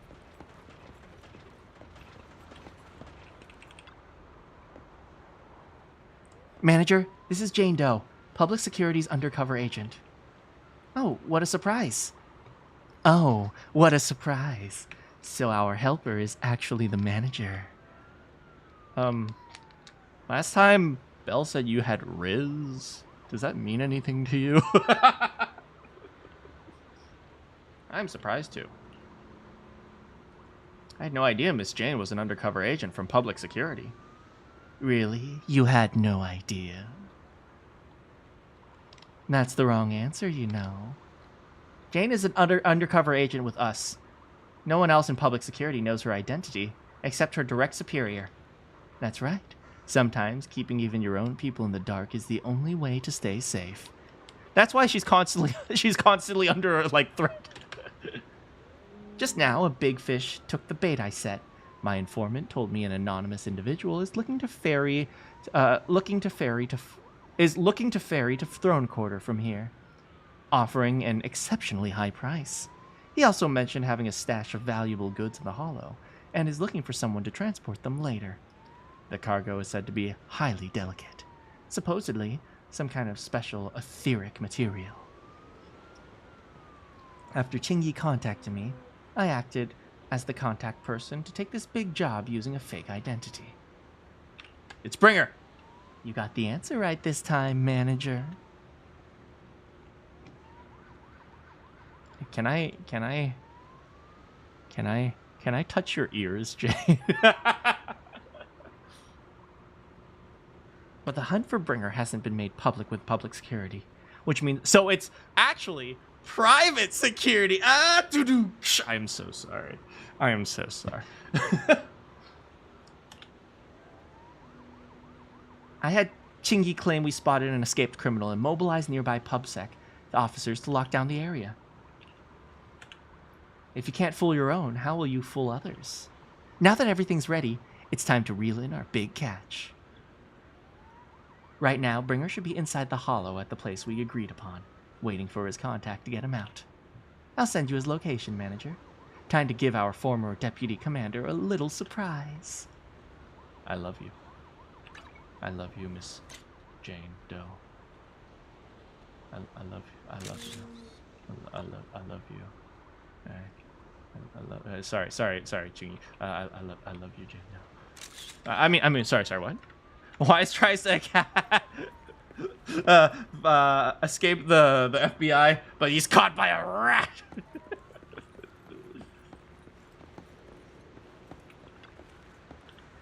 Proxy, you're here. The Port Elpsis Hollow is right across from the area. Chingy said their undercover agent posed as a smuggler's contact and tricked Bringer to the designated spot. We're in control this time. There's nowhere for him to go now. Even so, it feels like Bringer chose this spot to smuggle him out for a reason. Didn't Perlman mention that Bringer had stashed a lot of smuggled goods here? Since he wants to take them, there might be something fishy about all this. Asaba's right. After all, this is a fishing town. I'll check over EOS's remote module. Should be fine now. Communication on the portable HDD is also ready. And it seems stable. Perfect. Proxy, let's get ready for the operation. We're counting on you. Alright, Lego! Where is it? Oh, wait. Here? Let it go.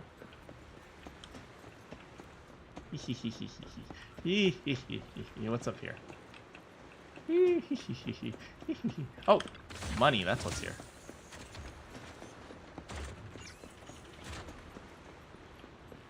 Alright, let's go! Move out!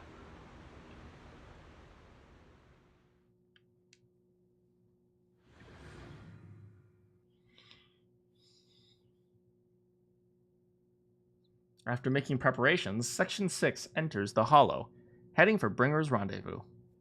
Soon, a familiar figure is seen.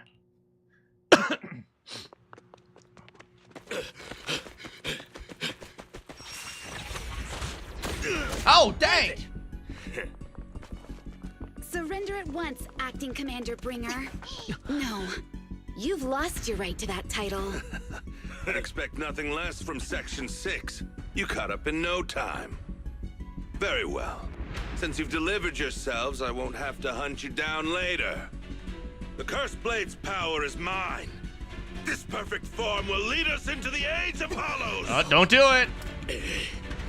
Oh dang, he's gonna bane himself! Creator, I implore you!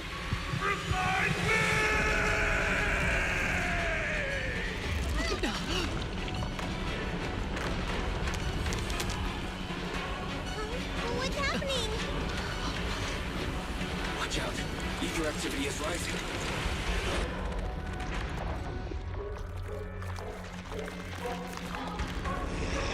Oh, this is what happened to Pompey too! He became a hand. What?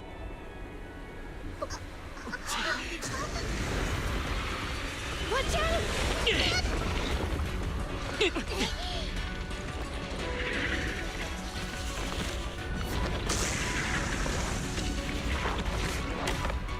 Oh, does Wise know? Does Wise and Bell know what that hand is from? Bringer turned into an ethereal.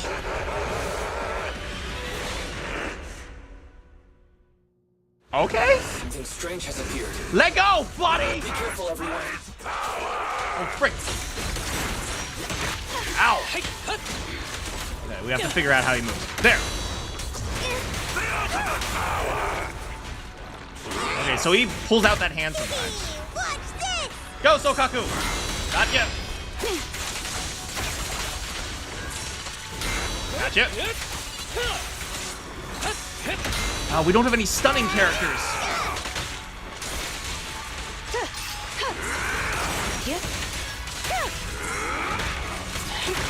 I'm gonna have to be a little bit careful. Go, go. Go swap! Oh god, it backswings too!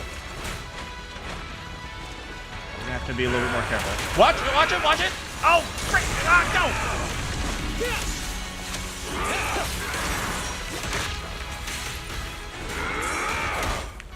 Go! Not!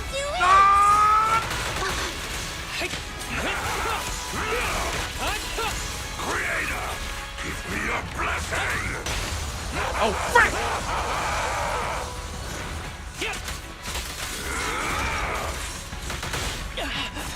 Oh.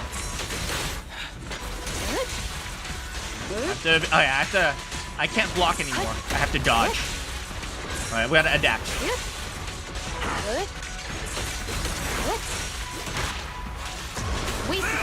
And back wing! Do it! Ah! Resistance Do it! Ah! Almost! Yeah!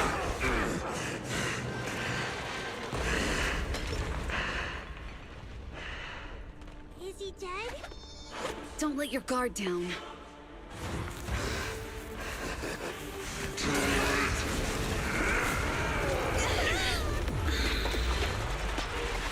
Oh no. Eos! Oh.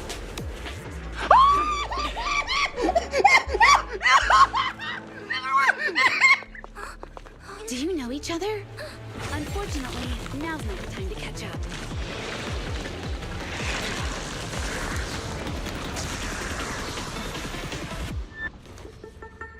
Please do not worry. Victoria Housekeeping is here to assist.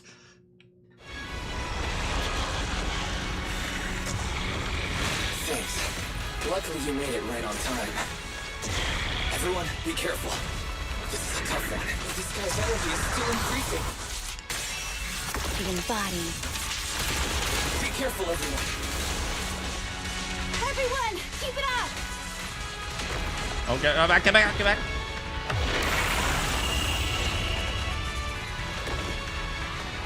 There we go. Wait for it. Here. Go.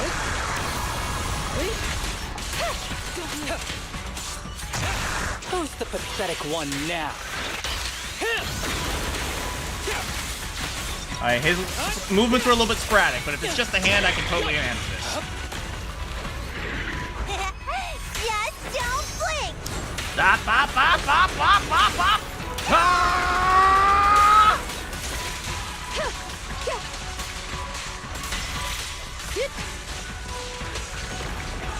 Back out.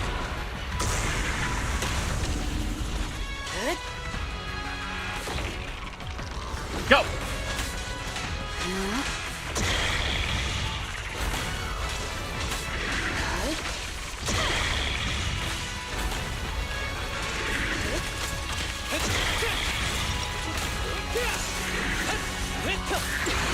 That's right, sit down! Guy's ether activity is still increasing. Oh, frick, there's still more of them? Stop it.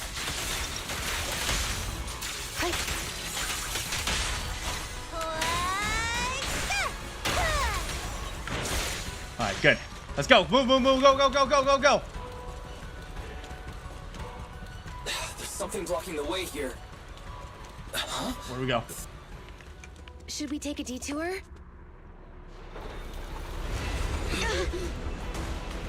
Oh. Who is that?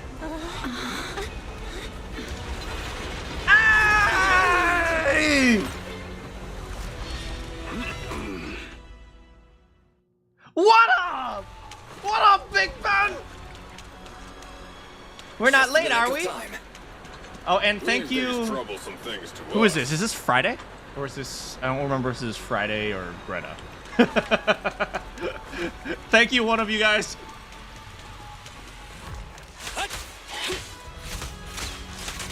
Just let them blow up.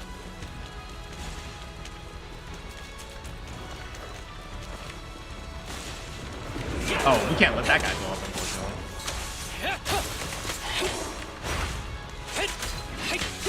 I gotta be careful of how many of the blocks I use. Harumasa's about to die. Harumasa never dies. He'll be fine. Because the Harumasa never gets close enough to die. Look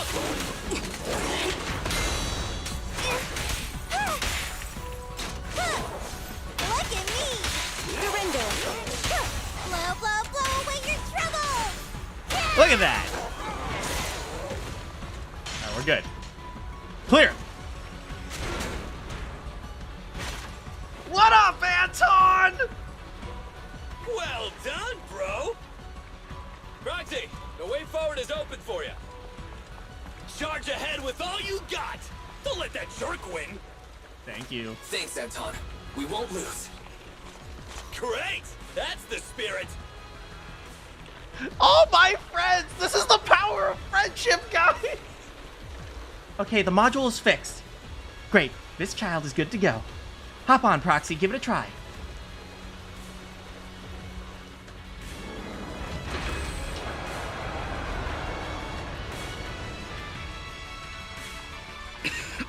Watch out. He's absorbing ether energy. What do you mean?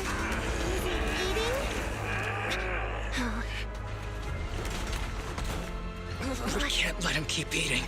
We must stop him. Asaba, are you okay? Right, he has an illness about whenever he goes inside the hollow, right?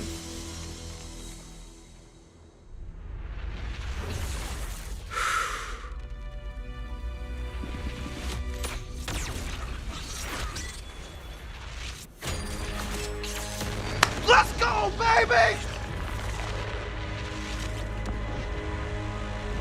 That was awesome! Now I just need to press the advantage. Proxy, do you copy? It's the pink-haired lady's voice. Hello? May the Creator refine you.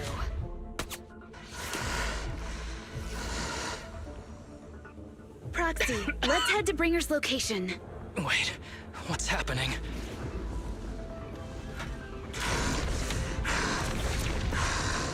Something's wrong with Bringer.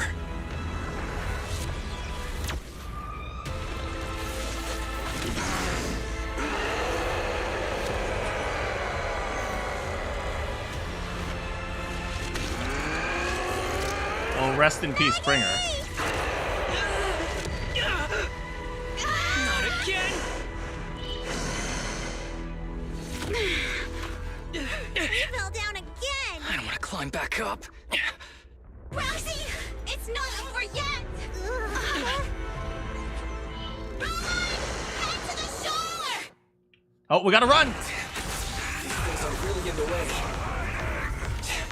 Bringer is toying with us. Nicole told us to head to the seaside. It's urgent, so let's get a move on. Go, go, go, go, go, go, go, go! Seriously, what's up with this guy? Be careful, everyone. Go, go, go! This should be the place Nicole was talking about. But why isn't anyone here?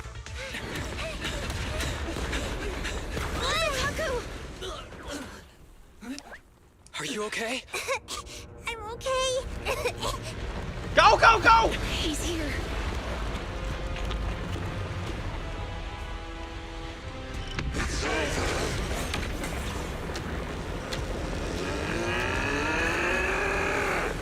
Oh no. Down here!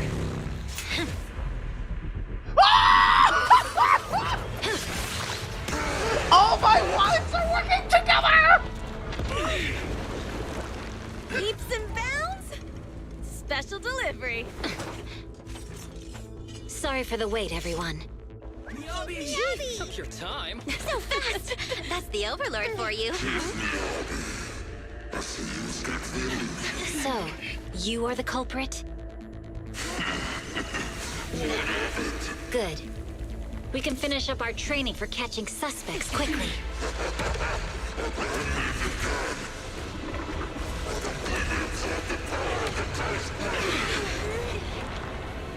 Is this? We've got company.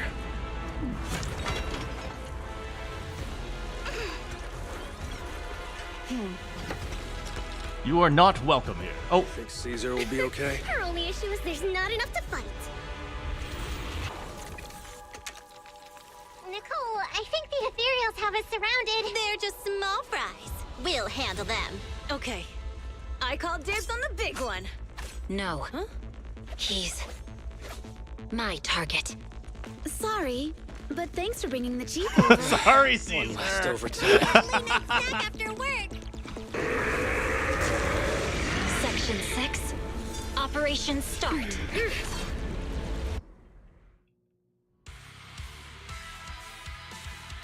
Oh!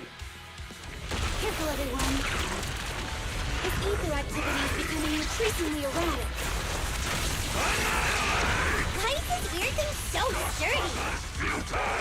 Everyone, Frick, he's up watch there. out for those strange eyes. Analysis indicates strong ether fluctuations there. Oh, frick, frick, frick, frick, frick, frick. Oh, my God, no, no, no, no, no. Oh, God! What's happening? There's more and more of those strange God, Ether activity is Let's go. rising. Oh no! Watch out, everyone! What's he doing? What's he doing? Activity is still increasing. By inflicting disorder on him, we should be able to stop him. This guy's attack won't stop. Watch out, everyone! All right, we gotta disorder him. Shall pay.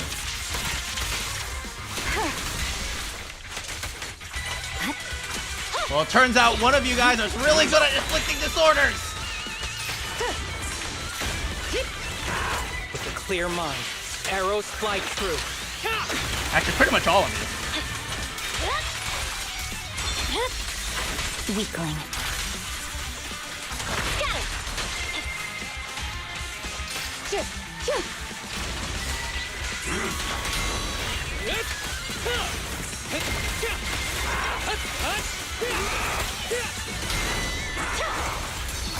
Please! You think you can touch me?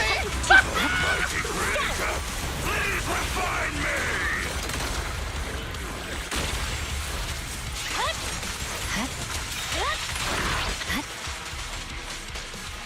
Waste of time. Please!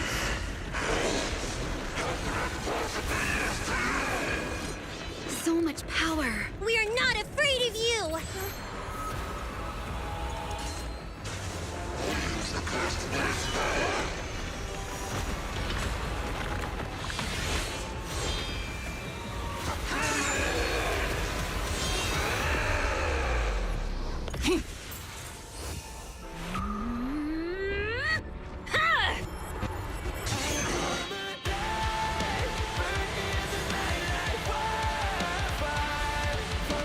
This is the most campy thing I've seen ever!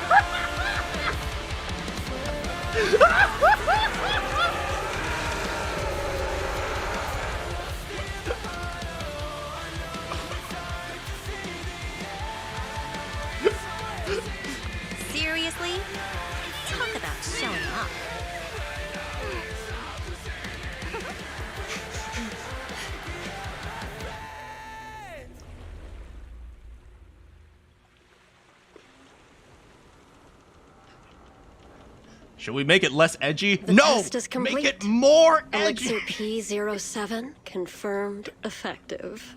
Bringer has completed his mission. May the Creator refine him.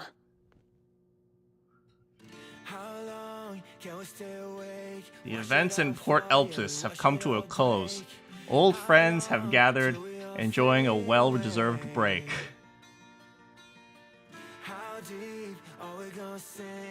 Before we know it, we'll be losing our dreams.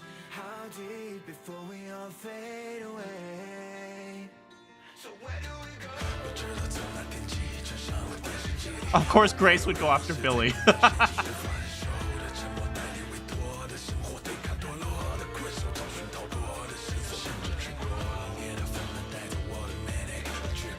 Cinema.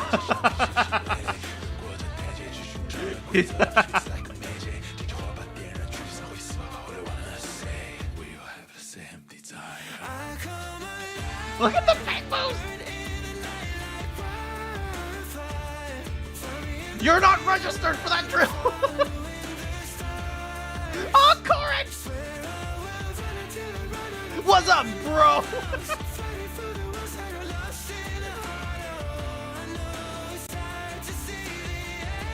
Yo, we need more. Oh no, don't eat the fish! Don't eat the mouse!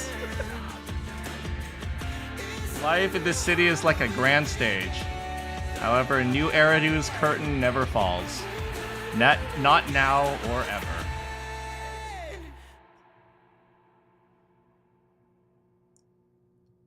This was the most campy thing ever.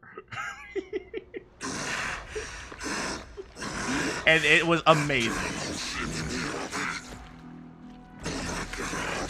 Wait, you guys didn't sift through the rubble? Oh, Bringer. Answer us! Where did you take our teacher? Carol Arna. The day the old capital fell, it was that giant white hand that took her away.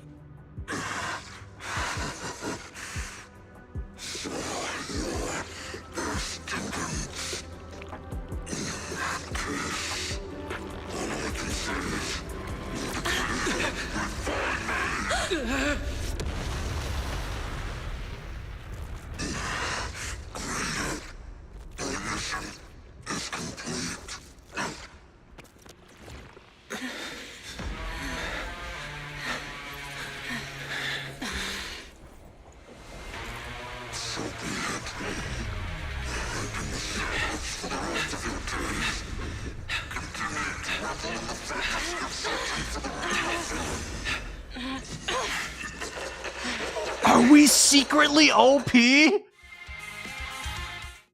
Are we secretly OP?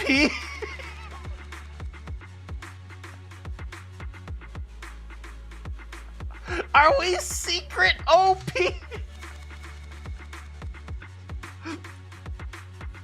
We're stronger than everyone. You guys remember when we played what is that game? Sonic the Hedgehog. What was that game? Sonic. I forgot which version of Sonic it was. You guys remember where like whenever Sonic goes super Sonic, like there's like a whole like edgy emo campy rock song in the background. Yo. That's no, not Sonic Adventure 2. The new one. The one with Sage. I forgot, but it was like, yeah, we tanked an ethereal explosion, but we can't survive like a 50-meter dash. The one with Sage. Do you guys know which one I'm talking about? I need to look it up right now. Sonic. Sonic Frontiers. Sonic Frontier. Oh my god. Like, oh, when Sonic turned Super Sonic, and when I'm burning up to the other side. That's literally what this was. You're like, sir, edginess isn't popular. Make it more edgy.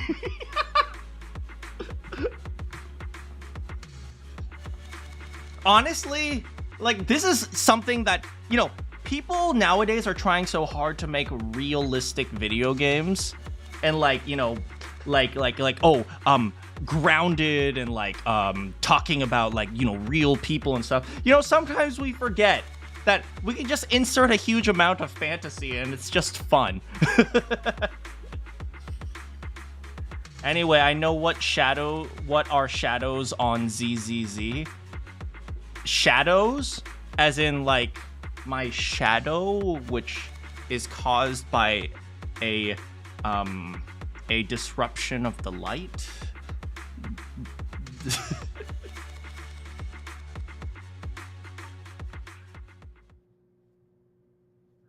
Yeah, sometimes, like, I think we just need some, like, silliness, like over the top silliness that makes you feel good. Like a clone of Jane. I think we fought one of those at some point. After the pursuit of Bringer concludes, the group leaves Port Elpis Hollow. To avoid unnecessary attention, the siblings pretend like they were never there. Early in the early sunlight, the Fox Thyron approaches with light steps. I wanted to say thank you to both of you. You've been a great help. Yeah, can we get some coffee? I really appreciate your support of Section 6 and everything you've done for me. By the way, you are under arrest. What? Wait, what? I'll remember what you've done for me. And Bringer didn't just say keep hiding, he mentions shadows. I mean, I don't know. I can analyze it later, but all I care about was the campy over the top. With my friends, nothing can stop us! That's all I need.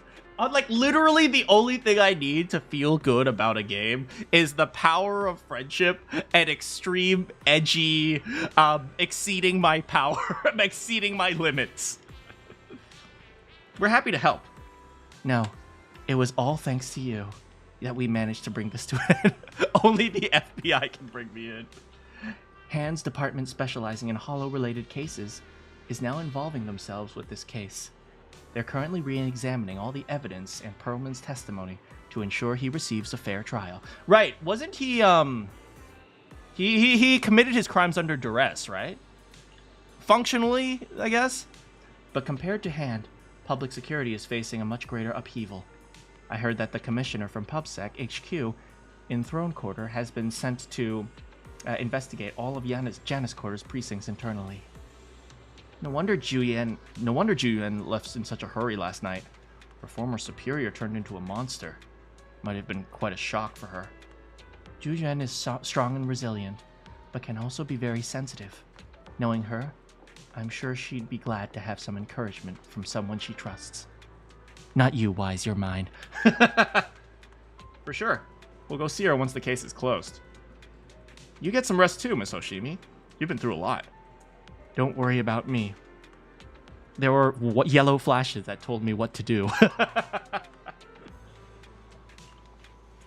But if you're tired, I can escort you home. Would that be... She wants to walk me home. Are you sure? Would that be too much trouble? It's no trouble at all. After such a long night, I still have some lingering thoughts on my mind. I intend to take a walk around the Chasm Memorial after I see you home. If that's the case, would you mind walking us to the chasm and we'll make our way back home from there? We did meet at the chasm before. Are you going there to see someone as well? Yeah, you know. No, we're just passing through. It's near where Caesar and her crew are, so we figured we'd drop by to thank them. Unfortunately, Bernice invited us for cheese nitro fuel, and it'd be rude to say no. A hint of disappointment flashes in her eyes, but she nods. Like Juyen, I too would be happy if the trust I've given is returned in... Oh! Oh! Oh, that hurt! Oh! Oh! Wise, you can't stop doing this to the ladies. You mean, it's nothing. Let's get going. Miyabi escorts the siblings as they head towards the Chasm Memorial. I really like this song right here. I wish they played this song more. She doesn't bring... But maybe the reason why I like it is because they don't play it very much. Not long later, the car stops on the edge of New Eridu's urban area, the Chasm Memorial. Hoshimi Miyabi sets up the monument to pay her respects to her mother. After she's done, she turns to the siblings. After everything that's happened, I hope I've become someone more worthy of trust. What do you think? Huh? Yes, of course. If it weren't for you, we wouldn't have stood a chance against Bringer. So we'll get going then? Miyabi stays silent without returning parting words. She simply watches as the siblings resume their departure. At the same time, her earlier words seem to catch an echo in your ears once more. Like Zhu Yuan, I would be happy if the trust I've given is returned in kind. I'm sorry, Belle, but my gut is telling me I need to do this. If I'm wrong, will you forgive me? Huh? Do you mean? Belle looks at me with shock and worry. Fine. You win. Go ahead. I'm with you all the way. Siblings chase after Miyabi. Miss Hoshimi Miyabi, we have something very important to tell you. I'm allergic to cats. Oh. I guess it will never work between us. 11 years ago, our home was in the old Minerva Quarter of Eridu, at the end of Main Road number 7, the Helios Academy. The person who raised us and taught us, her name was Carol Arna. We are the students of the guilty from the fall of the old capital. Please listen to me. Our teacher was innocent. There's more to the story than you know. What do you mean? Tell the truth. Can I have an option to lie? On the night of the disaster, Helios Academy was attacked by mysterious forces. Armed soldiers, monsters, and a giant white hand. Almost identical to the one Bringer summoned. I know this is hard to believe, but I swear it's true. We've been trying to find out what really happened. With your help, I'm sure we can find the real culprit. Miss Hoshimi, would you be willing to continue working with us? Miyabi's eyes remain calm and serene. She reaches behind her head, carefully undoing her hair. Her dark hair cascades down as she removes the hairpin and hands it over. She had crafted the piece herself, drawing inspiration from her mother's possessions. Take this. It's a token proving you're under the protection of the Hoshimi family.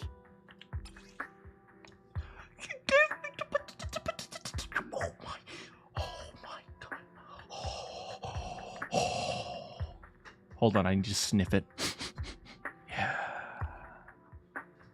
Even if you're proxies, you're my proxies. Oh my god. Why is she so cute?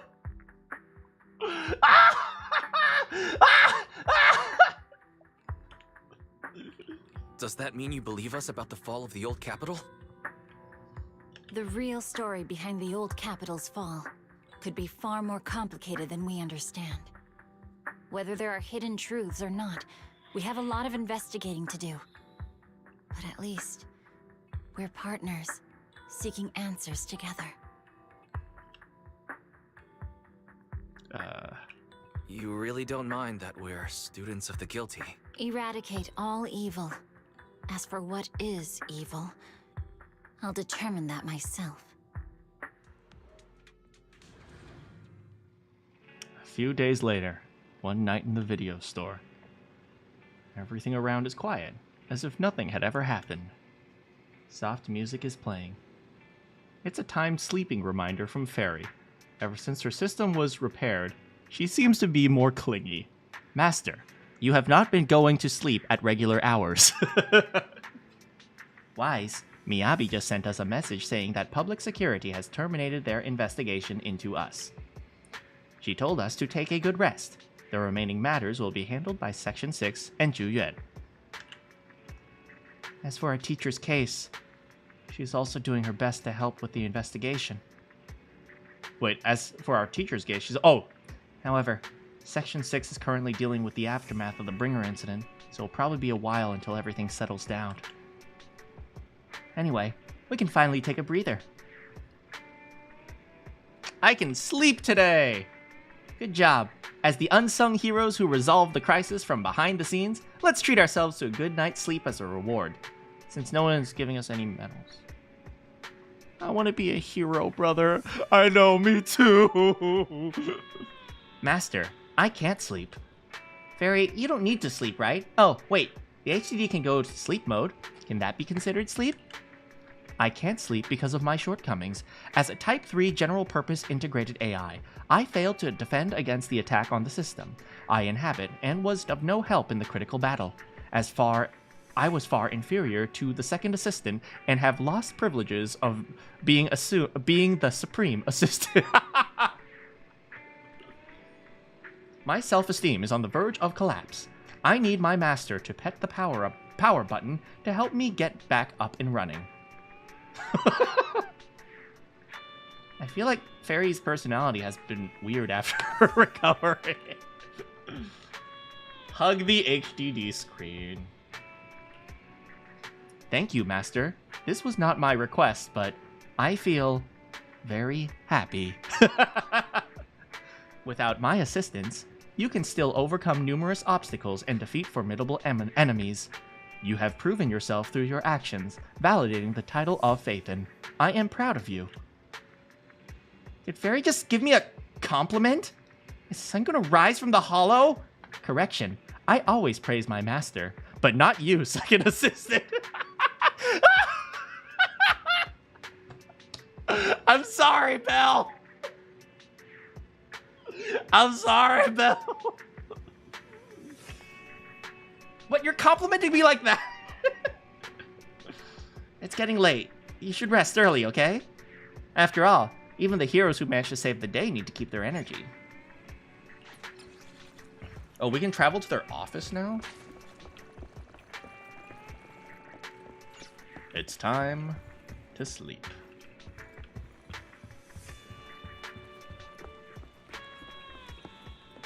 In a warm bed.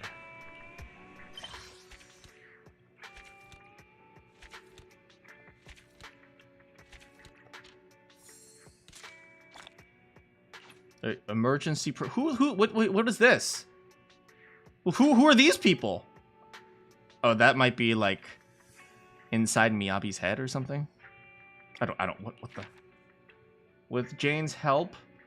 Who are these people? Oh, maybe that's like they're from back when they were part of the Helios Academy.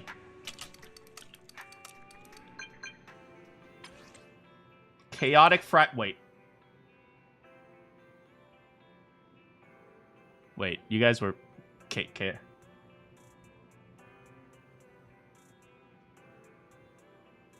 Wait. I'm here, the bamboo snap that you met before. Do you remember me? Sure. This is urgent.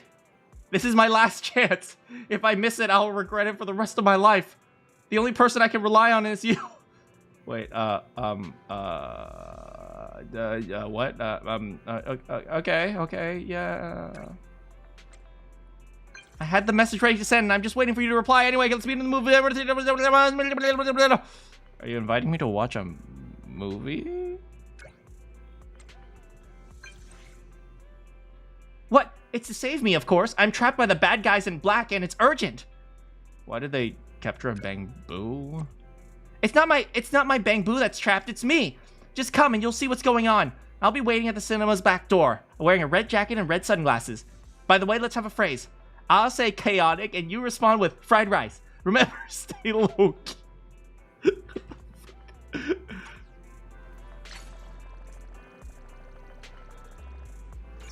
Huh? We have a little bit of time, let's go.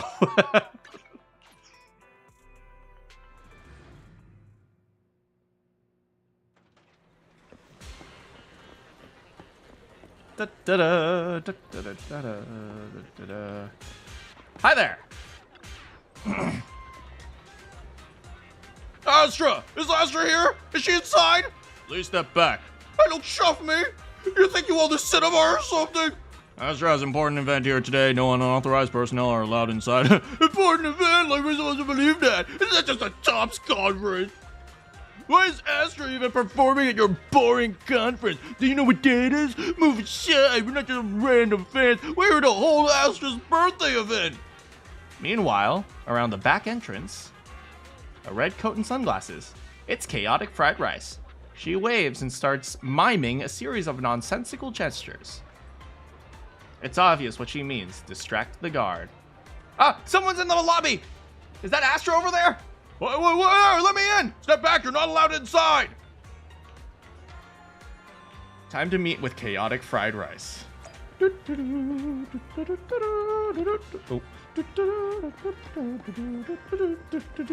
How did no one catch you? Hello, Chaotic Fried Rice. Chaotic Fried Rice. Perfect. High five. What the frick is this? Gotta hand it to you. You came here fast. Now everyone's caught up with the chaos at the front. Time for us to sneak away. Why don't you just walk out? Because there's a reason we can't stroll out in the front. I'll fill you in once we're out of Lumina Square. Let's avoid the crowds, especially those bad guys in black. My car is parked at the parking lot. Perfect. You're just full of ideas, aren't you? Oh, my courageous knight in shining armor. Lead us to the parking lot. Things are going to be much easier once we get out of there. Do-do-do. Would you excuse me? I'm just going to walk over here. Da-da-da-da-da-da. There aren't many people here. Let's call over the runaway princess. Is this our freaking mission? To help a celebrity that we have no idea who they actually are? We have no idea who this celebrity is. We're helping her escape from her own bodyguard. Of course. Hello, sir. I mean, sorry about that. Basically super. The parking lot's up ahead. We're almost there. Hide. It's a pincer attack. What do we do? Is this the end? Meanwhile. Oh, look at you. What a handsome young man. But why the scowl and dressed in black? That outfit makes you look old. Like the streamer. Are you an old man? Shut up. I'm nothing like Manakyn. Well, we've got the latest issue of Old Granny Man. You should take one. Have you seen someone like Astra Yao? Esther? Who's Esther? Some famous? I'm an old lady, so you'll have to describe her. Black hair, red eyes, tall, slim, expressions cold like she's a queen, or... Oh yeah, she was headed towards the metro. The guard mutters something in his radio and starts sprinting. Save me a copy of Trendsetter! Of Old Granny Man! All right, they're gone. Come out, you two. Thanks, Granny. Eve? Your name is Eve too? Huh? I always feel like I'm being saved by an Eve. I don't know what you've gotten mixed up with, but be careful, Wise. And this random woman. Wait, Granny, you just gave me my real name! Oh, so your name is... Oh, so your name is Wise. Nice name, really rolls off the tongue. Wait, Granny, I'm not Astra. And then you just say you didn't know? I was just trying to fool that guy. I see you on magazines' covers all the time. How could I not? You remind me of my old friend Qing Yi. You better get moving. Thank you, Granny Eve. We'll get back to the parking lot. Do you know a safe place we can go? I could really use a break. Just head back to my shop.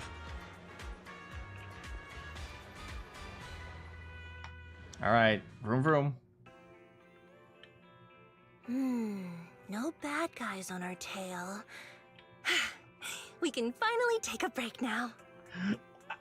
I'm gonna be honest, the way Astra sounds is so unsettling. Like she's always in front of like media. We can finally take a break now.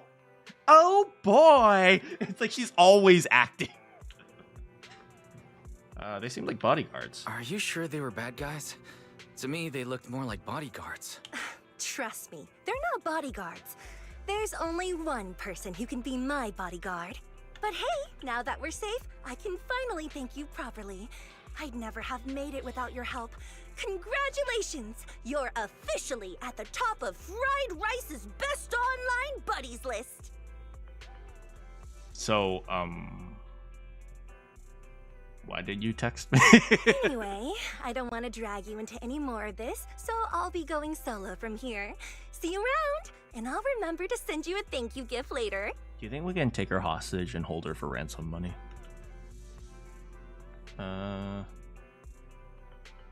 How about your signature on a poster? As for a thank you gift, I happen to have a limited edition family poster here.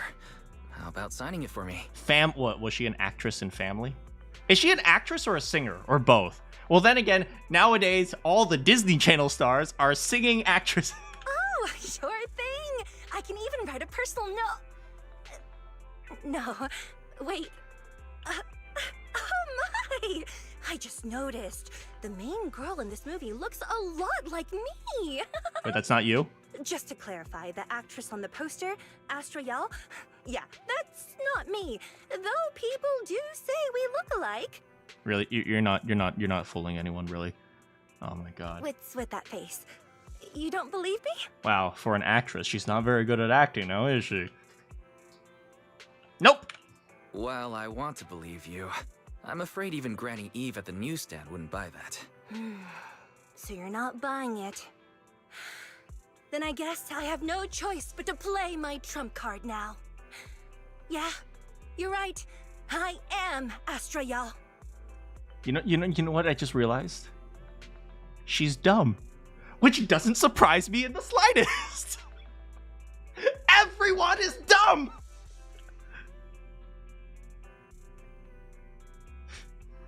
I can't believe you were dating Astra Yao without her stepping on me! So your trump card is just owning up to it. You know, I actually think that being recognized is kinda cool. But I made a deal with my manager. She said when you're out on your own, you have to stay low-key and wear a disguise. That said, it's not like I was really breaking the promise. I did try to disguise myself, but your sharp eyes saw right through it. That's not on me. Really? Anyway, back to the plan. Our next stop, Port Elpis. You do realize that area is closed to citizens? Wait, Port Elpis? What plan is this? Weren't you just going to sign the poster and say goodbye? Girl, I am not looking for a girlfriend. I already got my sister. You can leave. That was the friendly, anonymous online friends version of the plan. But now, plans have changed. You know who I am, and you helped me escape from Lumina Square. Which means you're now acting against Tops. Lady, I run a video store.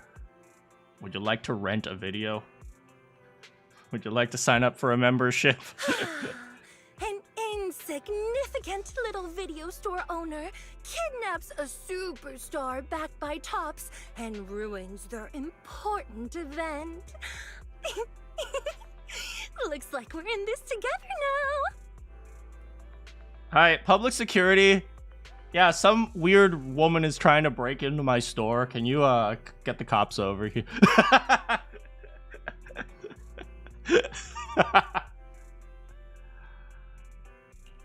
Kidnapping a superstar? You're the one who... Wait, is it too late to send you back to Lumina Square? Oh, it's too late. You're now officially invited to join me on my one-day escape plan. I'm gonna ditch work, run away to Port Elpis, and finally make my way to Reverb Arena. I'm really looking forward to going to Reverb Arena. I hear there's a really cool event happening there. But do you know how to get to Port Elpis and Reverb Arena? I couldn't seem to find them on the Metro map. We can just drive there. Yeah, but we don't need to take the metro. We can just drive there. Great! I'm counting on you. I'm gonna go pop by the record store across the street for a sec. There's something I've been meaning to check out. Let me know when you're ready. Without waiting for a response, Astra leaves. Oh god, she's one of those bossy people. Oh. I wanna go home. Wait, I am home. This is the worst.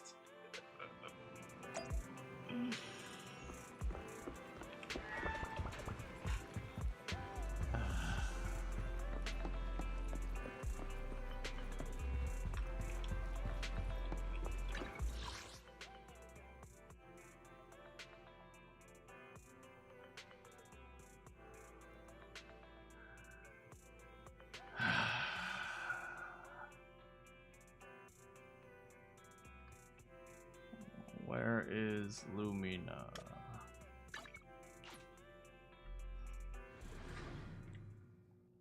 Will I pull the trigger? Yes, I will.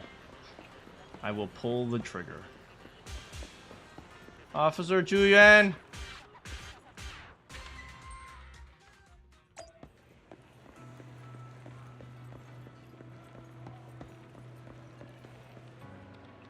Hey there! What are you here for? Oh! I'm here to get my license. What are you here for? I'm here to turn myself in for kidnapping a celebrity. Officer Julian, take me away.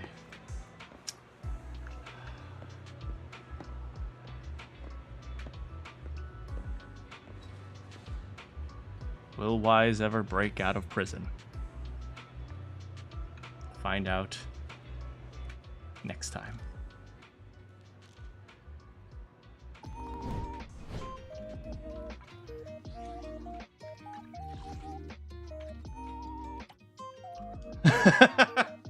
I actually love these characters, which is so annoying to me. You like Astra, but you lost the 50-50 because of a... I need more of the normal S ranks, to be honest, right? I pulled freaking Lycon 3 times, and then I pulled a ball. I didn't pull for anyone since Lighter. I mean, I'm just gonna pull until I can't pull for S ranks anymore, and then I'm gonna quit the game. Like, I really like the characters, but it's like, you know, one of the big problems is like, even as I play the game, I can't level up, right? Because even leveling up is locked behind a time gate. So it's like, it's just annoying. Yeah, so it's like, I'm having a lot of fun, and at the same time, sometimes I'm just having no fun at all. So it averages out to like a 5 or a 6 out of 10 game. And that's the tough thing, because like I really enjoy the combat, I really enjoy the characters. Even in like the little like Hollow Zero, there are these little events where Corrin is all like, "Oh, Master Proxy, am I working hard enough? Maybe I can make you some tea." And then you replenish that, and she gets a little buff or something like that. And it's like, I really like those things, and I really like the story. And I guess we'll see what happens coming up. Yeah. Let's see what's on the agenda here.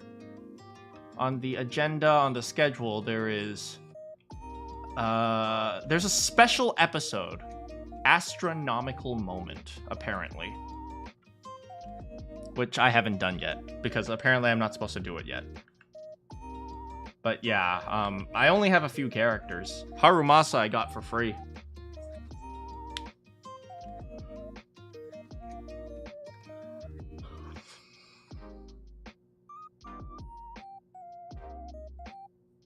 That's the next one.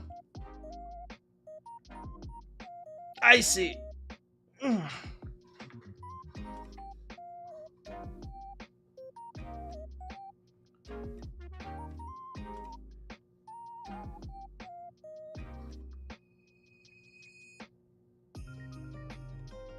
Yeah, but I think last time, no, not last time, but a few moments ago, you know what I mean. A few streams ago, we did go over the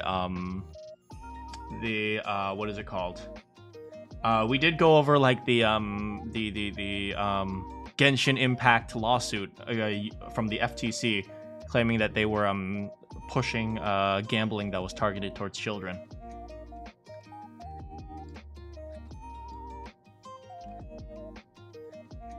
But yeah. Yeah, but I mean, here's a question for you guys. If Genshin was rated AO, do you think a lot of people would stop playing?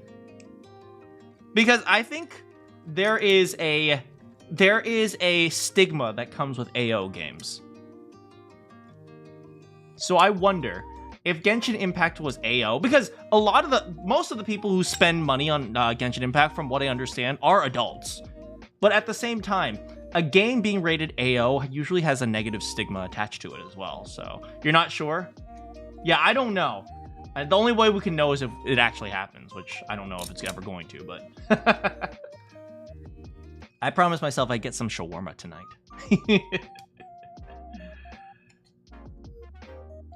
Yeah, I hope you guys enjoyed this. I really enjoyed the story of this, you know, of even though, you know, the stories, it seems like the way the story is written is kind of fragmented because they're introducing characters as the story continues. So it's like, to see the fact that they tried to bring all the characters together, even if it was kind of in a cheesy, campy way, is just kind of nice. Right? I'd like to see more like interaction from them. I know you can like interact with them, like invite them on outings and stuff, but I would love to see more like, you know, like a story where like Lucy and Corrin have to work together, or not. Those are just like my favorite characters, but like, or maybe like where Ben and Corrin, that would be great. Ben working with Corrin would be great. Like an outing with Anton, Leiter, and Caesar, where they're just going insane.